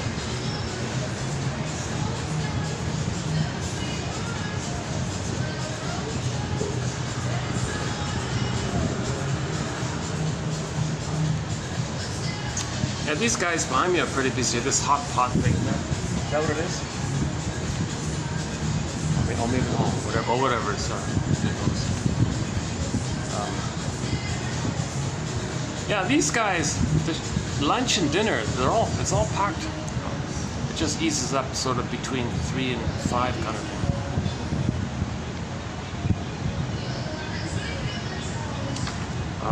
Okay, so the first one about regret, it's an emotion. Emotions make you more human, makes you more of a person, he says here. Okay, that's kind of obvious, okay. Jealousy one, okay. And some we did yesterday, so I won't redo it here. You know, this transformational topic, yeah, that's okay. I like that one, the transformational issue. And then, oh yeah, the Winnicott one, yeah, our first Winnicott quote, yeah, that's a good one. Okay, I'm gonna go with this one. Here's my favorite one. Yeah, why does the client go on being worried by this that belongs to the past? The original experience of primitive agony cannot get into the past tense.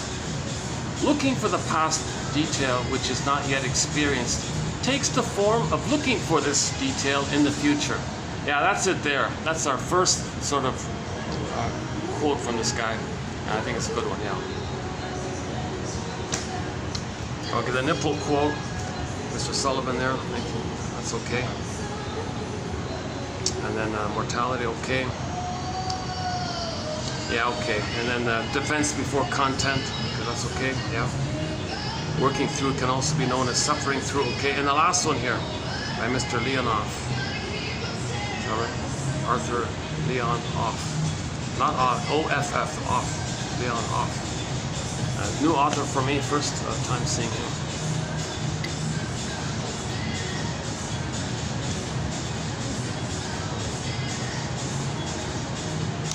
Yeah, so my favorite is, the Winnicott one, yeah. We're still looking for the past. We look for the past in the future. Oh boy.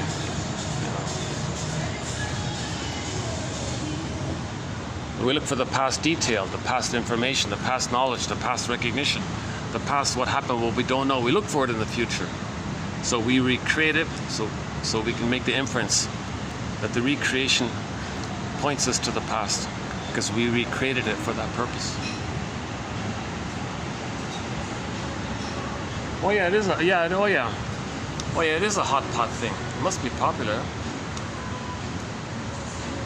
Yeah, so they get you boil it yourself.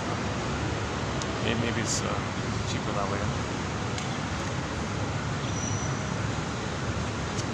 Yeah, actually it's milder now. The weather's cooled down a bit finally. After the rain. After the rain, yeah, after the first the rain, then the rainbow.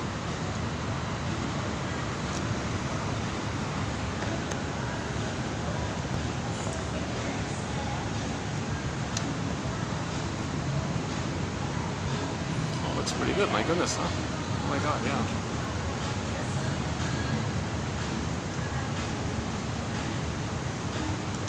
Oh, and they got like a little robot tray thing, and it drives around, and if you have any empty dishes, you can put it on the tray. Is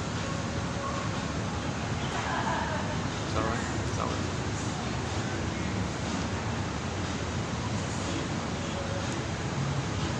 Or is that delivering it to you? I'm not sure what it's doing. Okay. Oh yeah, yeah. In one of the supermarkets, they have that. One of those little robot-y things are driving on the aisles, I had the I had the experience where it stopped in front of me and it had a sign. You're in my way. Could you please step aside? Oh my God. So I took a step to the side and sure enough it went its way, right?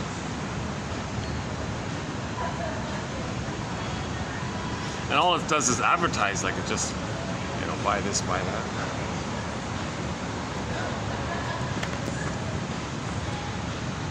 Oh, okay. How's the reflection through the glass there? That might be, maybe this is a good way to end the video. Maybe we can do it this way. Aha. Get closer. No, I can't do it. That's it. How about from here? Can I get the reflection? It's nice to end the video on something fun or pleasant or something.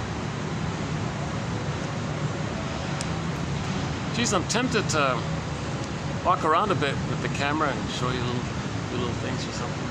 There is a nice little boutique hotel about a 10-minute walk from here. Let's see. What is it? 621? Okay, maybe next time. Should we go to the park for now? I've done the walk through the mall a couple of times in the past already. So we'll just wrap it up here. Wrap it up here. Okay, so you have your mission, should you choose to accept it. Okay, so once a day, every day, 10 minutes, pluck out one quote and do something with it. That's trying to make the unconscious conscious. And don't push it, be gentle with yourself, right? And don't bypass this task of healing to be one's own detective. Some people promote that. Oh, you don't got to be a detective. You can do some magical thing. If you don't even interpret your own dreams when you wake up in the morning, if you don't even free associate, oh, that thing I dreamt, what does that remind me of? And you don't even do that basic thing, you're not going to interpret bigger stuff that you dredge up. So it might even hurt you. So that was talked about yesterday with the graph material and the documentary related to it.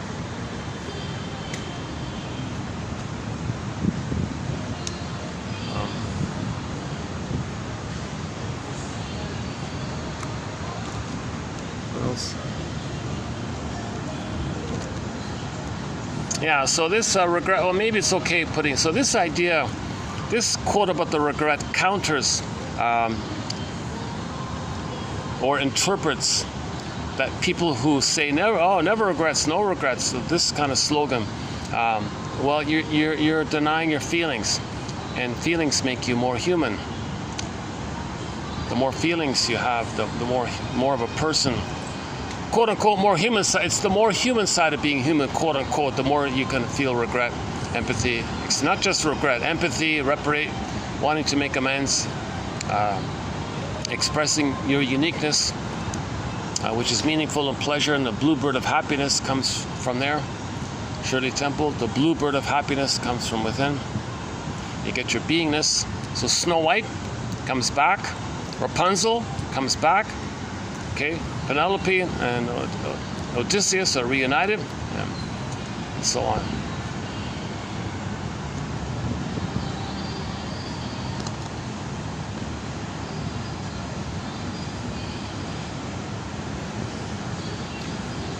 Yeah, this is a good point about the mother, the transformational mother as agent of state change. That's not a bad one. Mother as agent of state change.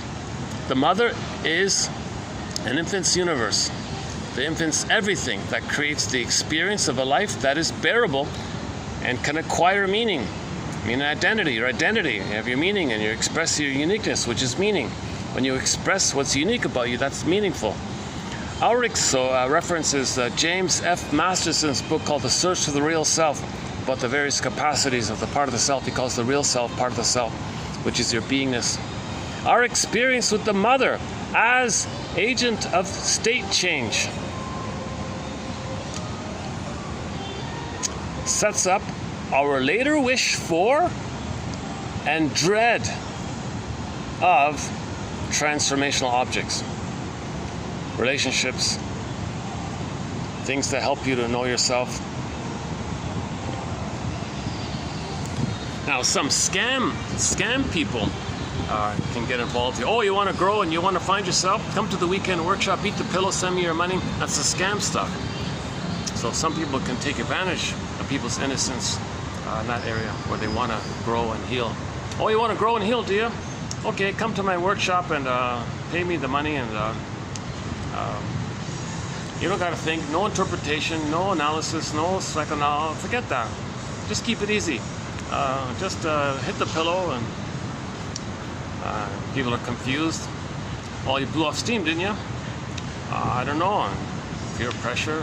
Oh, what's wrong with you? Oh, you gotta do it right. Come next weekend, pay more money, take the next level. You know, all these scams. So the famous used car. There's a famous used car. He was a car automobile salesman. Car salesman.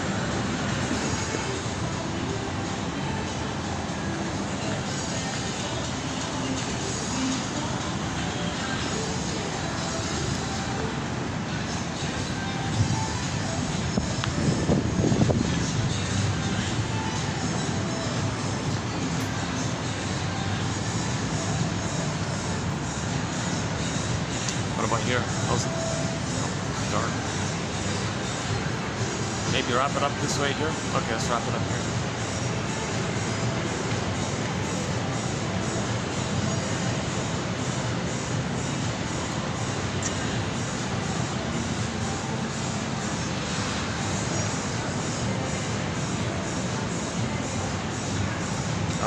Okay, I think working through, suffering through, feeling through.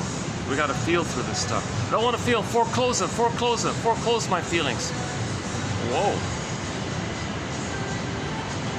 That leads to paranoia.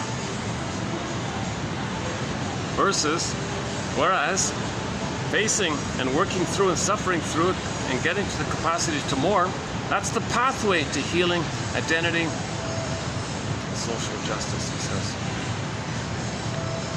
Okay, so you have your mission, right? So to pick one quote and then make a note of it in some way. The Comic Psychoanalysis, okay, Dark Horse Publishing.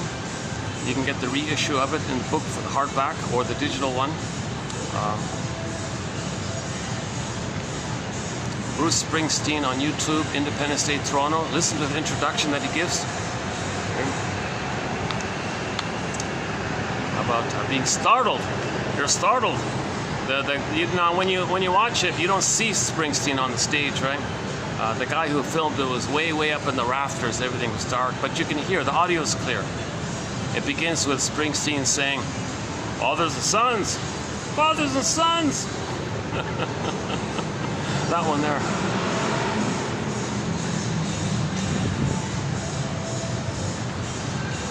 Okay, and we'll keep on adding quotes to our various threads. We now have 61 threads on the go. Nostalgia being the most recently newly added thread to our collection. Nostalgia, we did 3 videos on it. The linked TV show episode for the topic was the Happy Days episode entitled "The Spirit is Willing," about the Fonz buying a haunted car. Interesting episode. Season 11, episode 14, we talked about it. Actually, I remember when I was in the park with the stray cat, we talked about it. Oh, this guy wants to use it. Yeah, hold on a second.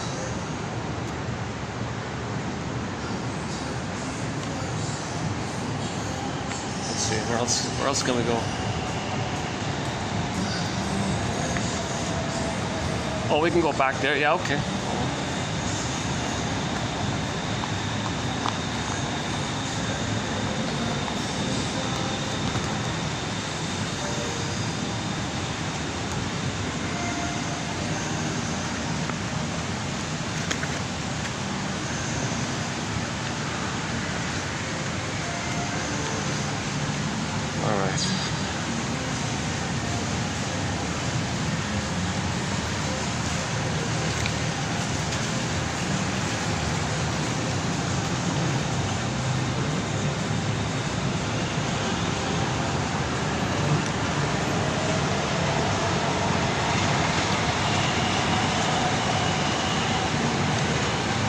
in a recent video, I saw the ad for the Inside Out 2 film on the SkyTrain.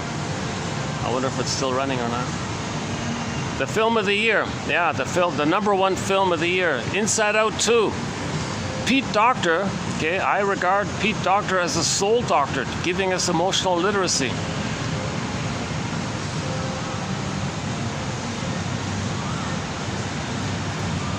And somebody said it's the #1 best-selling animated film of all time, like of all animated films. That's the #1. That's good news. That's great. That's encouraging. Because you're seeing very clearly. You got to resolve the splitting. It's not either or. It's both and. That's the conclusion of the film. The group hug. Okay, to get there, you got to identify repression. That's the popping tube one. Okay, the free association. That's the broccoli scene on the boat, the broccoli boat. And then the ab reaction. That's the release of getting back what you repressed and accepting what you denied, feeling what you couldn't have felt as a baby. Now you can feel it. Now you get your new proper perspective of the two sides, and you hold the two sides, you get the new amalgam, the new sense of self. And then Riley calmed down and was successful in life. She could love, work, play, etc. Inside Out 2.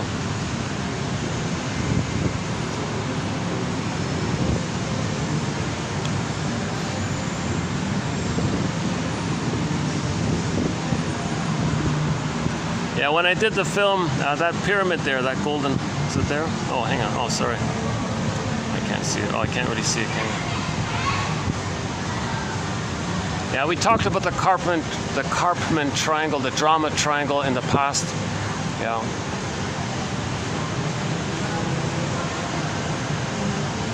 So the three roles, right? The child's the victim, the mother's the persecutor. And after she persecutes the child, she comes in and rewards the child. Now she's the rescuer. The mother plays both. Okay? She hurts the child and then comes in with the cookies afterwards.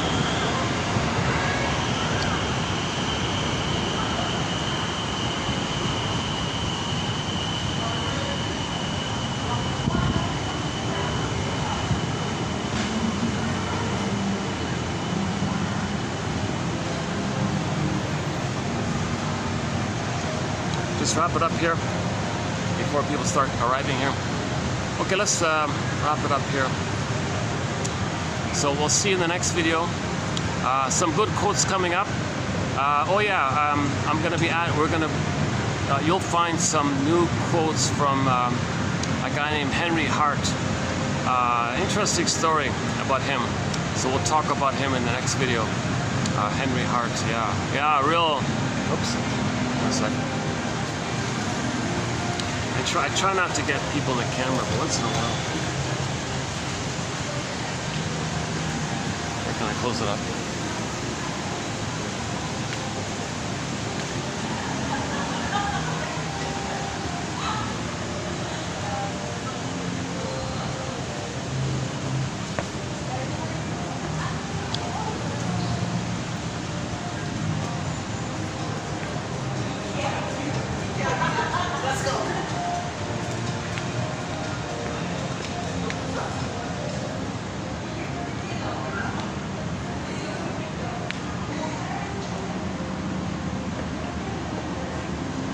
Go back here.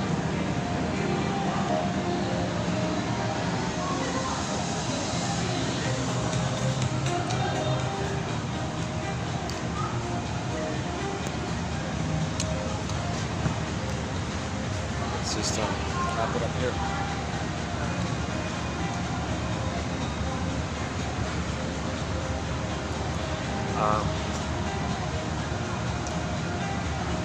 What was I saying just before?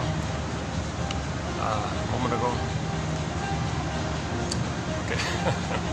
Oh yeah, Henry Hart. Yeah, right. So we'll add more quotes from Mr. Hart. He did an incredible thing. My goodness. Thankfully,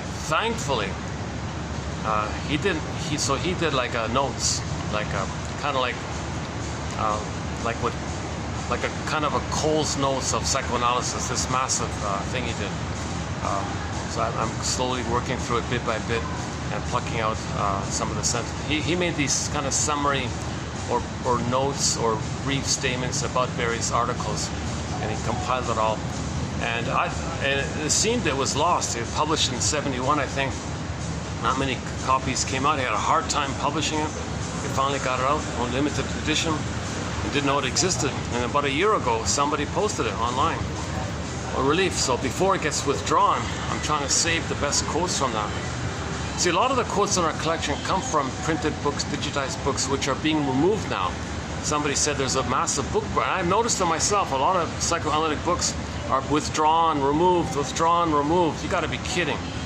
This is the basic. This is our healing efforts. This is from the soul doctors. These are doctors. If doctors are trying to heal our soul, no, we don't want you to heal. What? That's a resistance. See, that's foreclosure. We're closing the door on that. We don't even identify that we're afraid to heal. We got to heal. We got to feel and heal, right? It's feeling through. So yeah, we'll have more quotes from Mr. Hart coming up. He's interesting because we're finding some. Oops! Sorry, almost dropped it. Oh yeah! Oh my God! Second look at that. Yesterday I dropped the phone. Yeah, accidentally. Yeah. Oh my God! Second time in a row. My goodness. You know, truth is, for the past, I don't know, maybe 2 weeks, my mood has been a little kind of on it's taken a bit of a slight dip, not fully, but it's a little. I used to be a little peppy and cheerful in the videos. I made more jokes. I was laughing more. I feel like I'm a little more.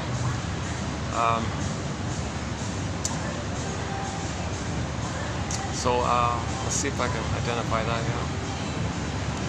We got a very good self-help thread in our collection. So the self-help material is just to get you through, to make you feel better for the moment. It's not really about the healing part. 99% is about the healing, the analytic.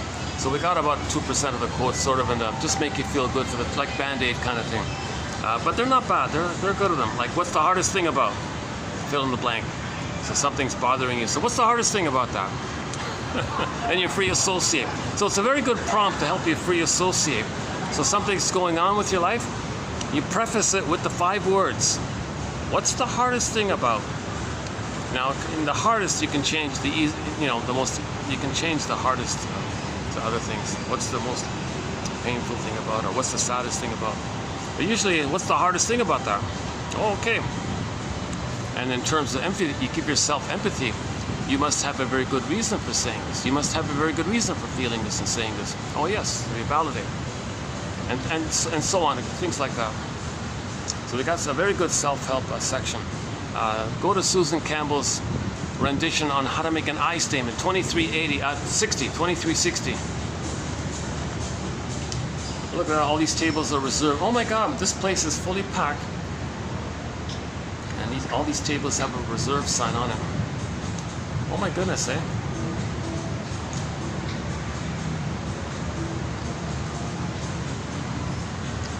Oh, the best seats in the house are by the window. They're reserved, eh? Oh, I see.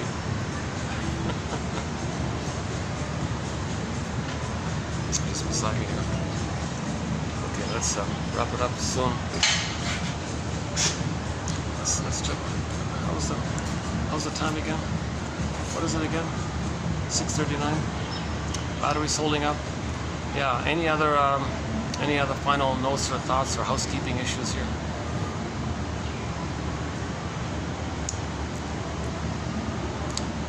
So there are 2 ways to get these 10,000 quotes.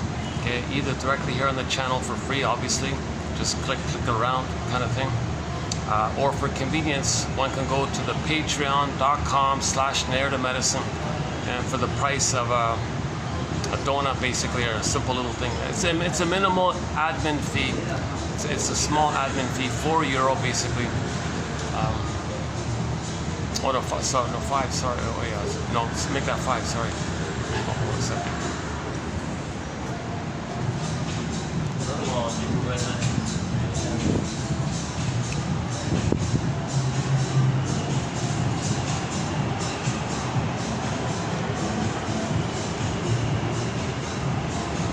Okay, let's just wrap it. No one's gonna need to walk through here. Let's just wrap it up here. All right. Yeah, here we go. We can close it up here. Okay, let's close it up here. Yeah, I'm starting to sweat already. Look at that. Oh, sorry. Yeah, perspiration. Yeah, that's anxiety, right? That's a sign of it. The language of anxiety is mainly visceral sensations, non-verbal, neurochemical, endorphins.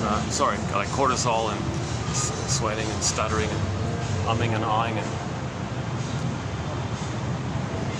posture, obviously. Okay, yeah. So we have a thread on anxiety. A lot of good quotes on anxiety. Headed up by the Disney film Inside Out 2, anxiety character. So once again, 2840 for a discussion on the film Inside Out 2.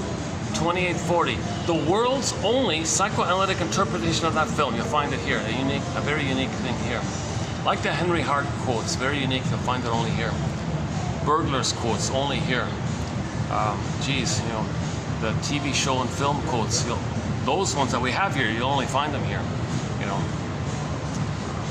A good place to start is Route 66, TQ 2599. You'll get the 11 there. In particular, the first 5. That first 5 kind of summarizes. That's some of the best quotes in our 10,000 batch come from Route 66 about the albatross, third side of the coin, the mask one, and a couple of others.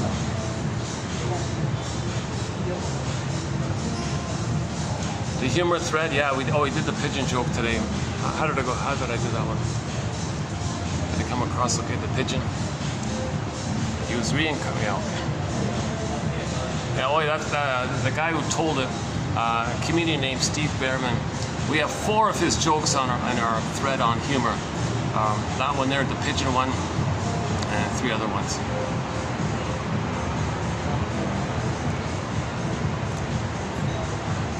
See, that pigeon joke is not at somebody's expense. He's not mocking somebody, shaming somebody. She was addressing a difficult issue around her fear of aging and her anger about it and her wish to not, to still get what she was looking for.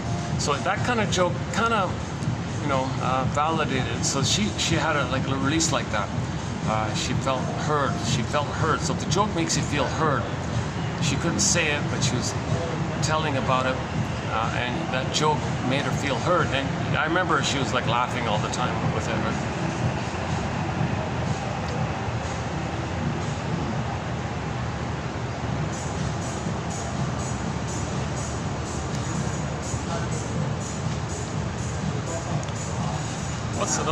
What's another one of his lines? Oh yeah, we need a upwising. That's one of we need a, not a why we gotta wise up. Upwising. Humanity needs an upwising. Something like that. Oh, I can go back. Hold on.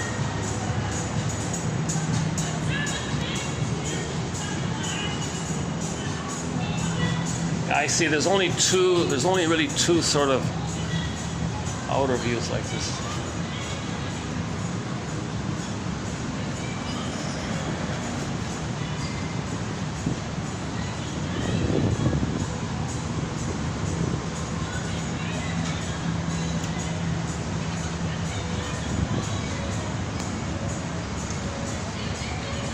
Yeah, another one of his is about integrating the splits, right?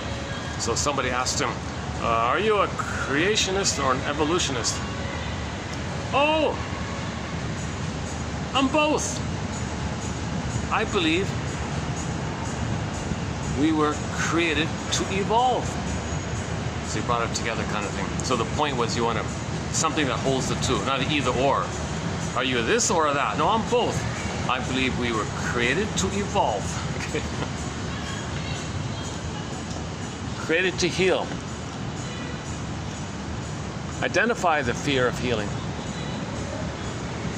Pick up the phone, call the mother, get the story. Lasso of truth. Come on, mother, tell what happened.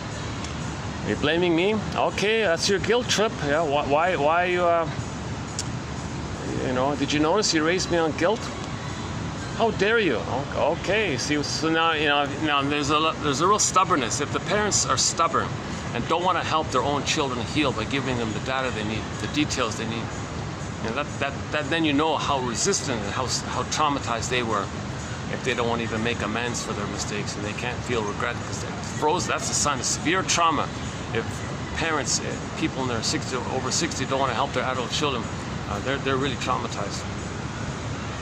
Well, so Robert Bly makes this point that people in the midlife audit, over 40, need to make this effort to get the key.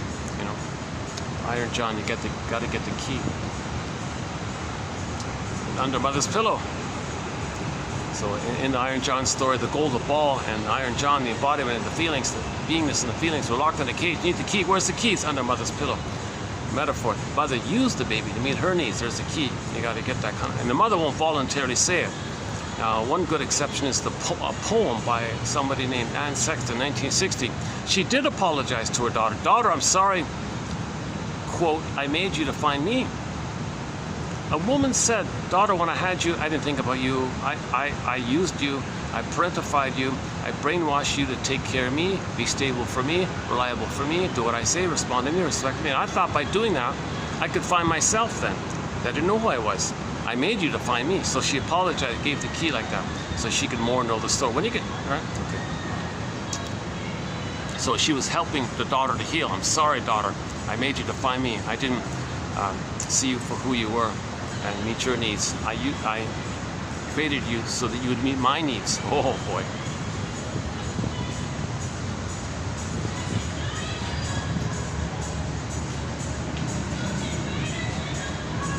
Oh, they're all having, they look like they're having a peaceful, mellow time eating. Well, one table, my goodness. I see one table. Well, just one. Everybody's eating and talking and smiling and all that. But one table, there's a couple, and they're on their phones. They're not even looking at each other or talking to each other. Well, now they are. Okay. But that's just the one. Everybody else, now the phones are off. The phones are down. Yeah, okay, good for them. All right. I don't even see the phones on the table or anything.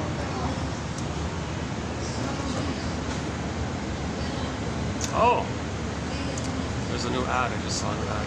Oh, somebody's coming. A couple's coming here. Yeah, come on in. Yeah, I'm just leaving. Yeah, it's all yours.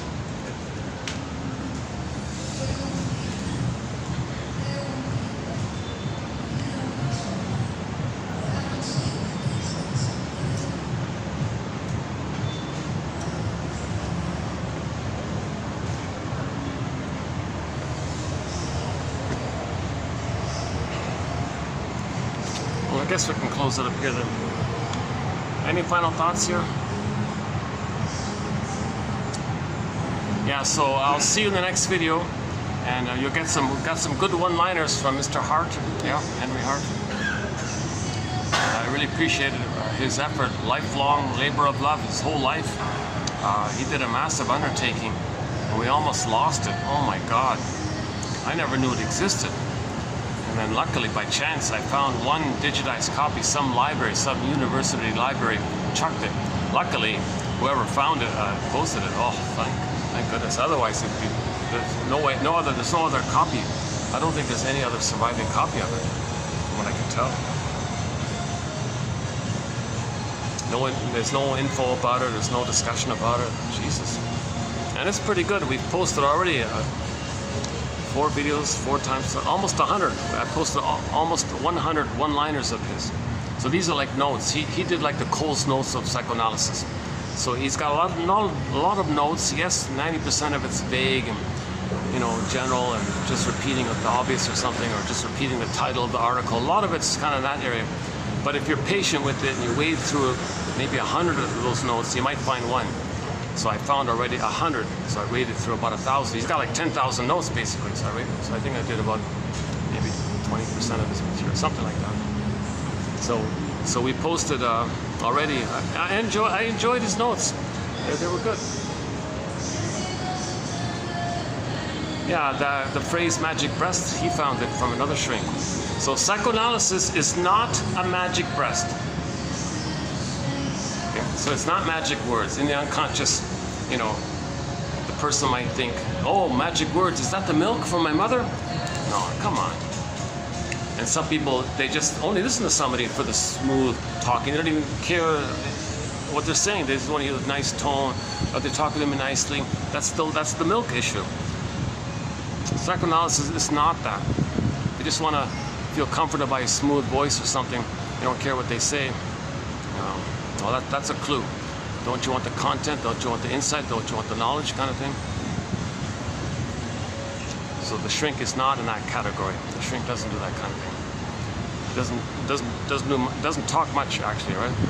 He just observes, watches, looks for patterns, and then reflects back his observations to help you get your feelings up.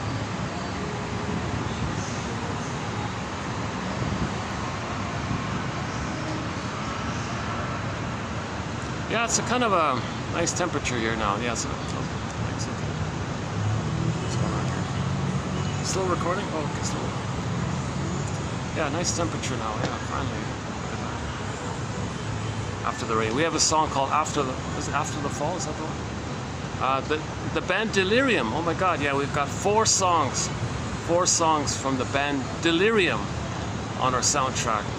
After the Fall, After All, but the acoustic one, not the studio, not the regular one, the acoustic version, very important, the acoustic version of After All.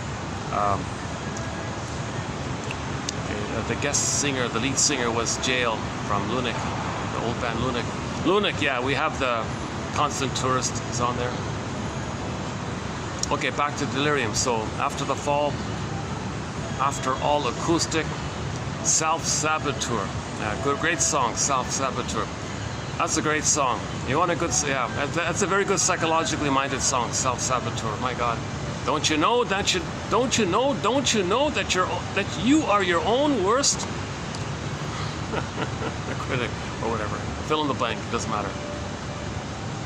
And Truly, yeah, Truly is a good song. Truly, that's a good song, yeah. Truly, Self-Saboteur, After the Fall, is that right? And then After All acoustic, that one.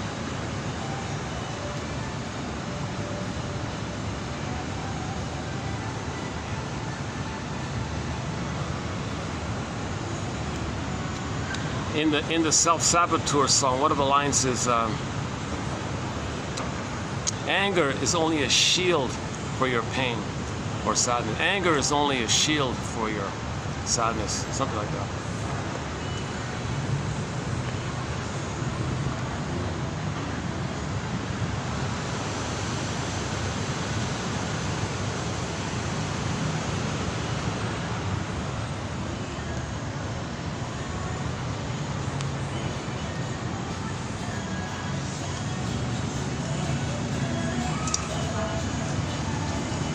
Yeah, I'm still tempted to go for a walk with the phone with you and keep on talking for a while.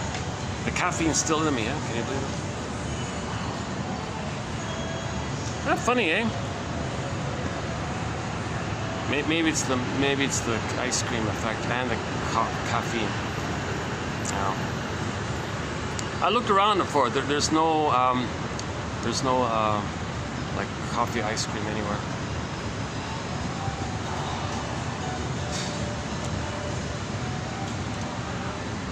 For a very brief time, when I was in another place, there was this imported ice cream, organic ice cream. I don't know if it's still around. That was a long time. Yeah, why am I telling you? Yeah, okay. Why am I telling you that? Yeah.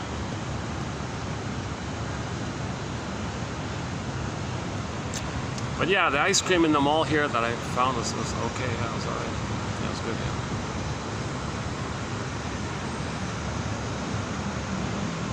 Reasonable price, yeah. Well, you know, tourist place, busy downtown. This is not the main core busy. This is not the busiest of the busiest. It's a busy area, but it's not like the #1 most busiest areas. But so it's a little manageable here, this area.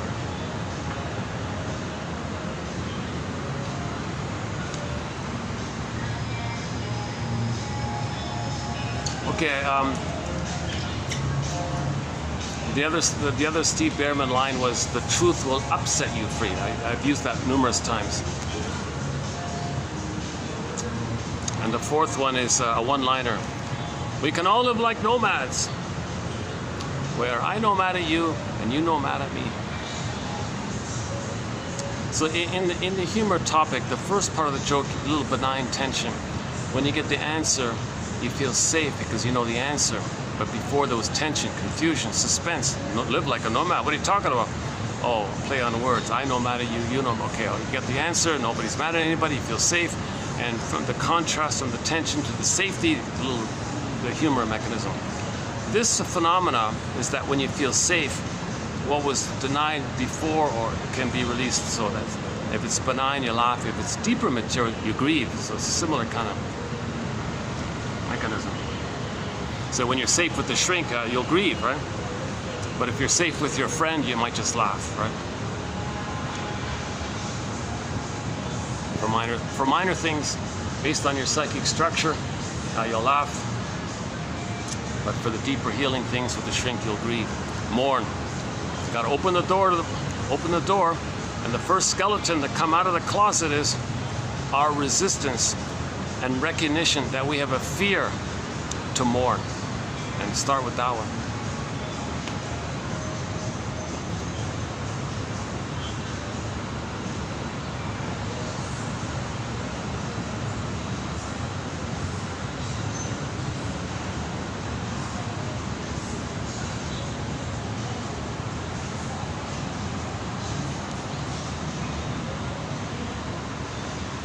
Oh no, anger is your bow and arrow, shield for your sorrow. Is that right?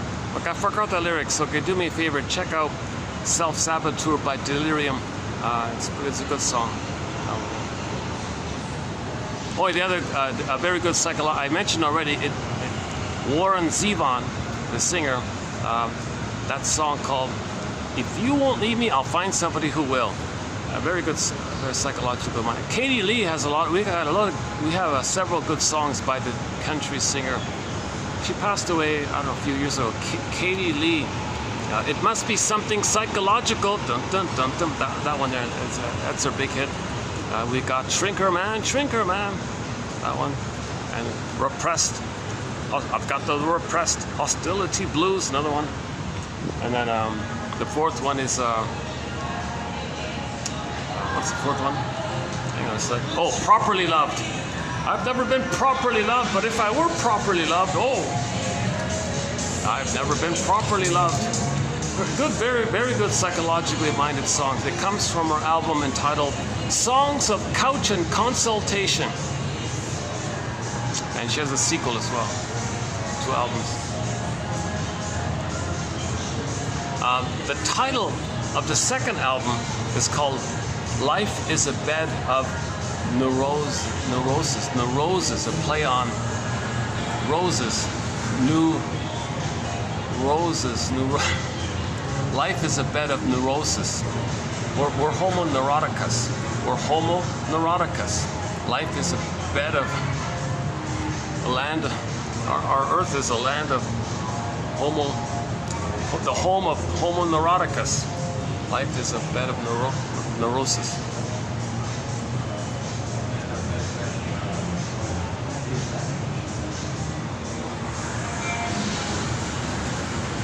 Can I go back? Okay, let's go back.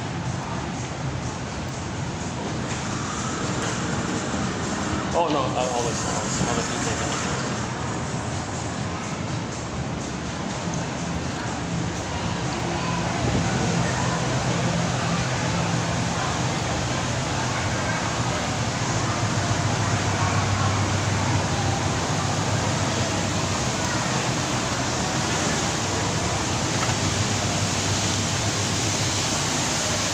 Okay, let's do this. When I get to the bottom of the escalator here, with all these lights, colorful lights here, I'll hit the stop button and I'll see you in the next video. For the love of narrative medicine, thank you very much. I'll see you in the next video on the count of 3, 2, 1. See ya.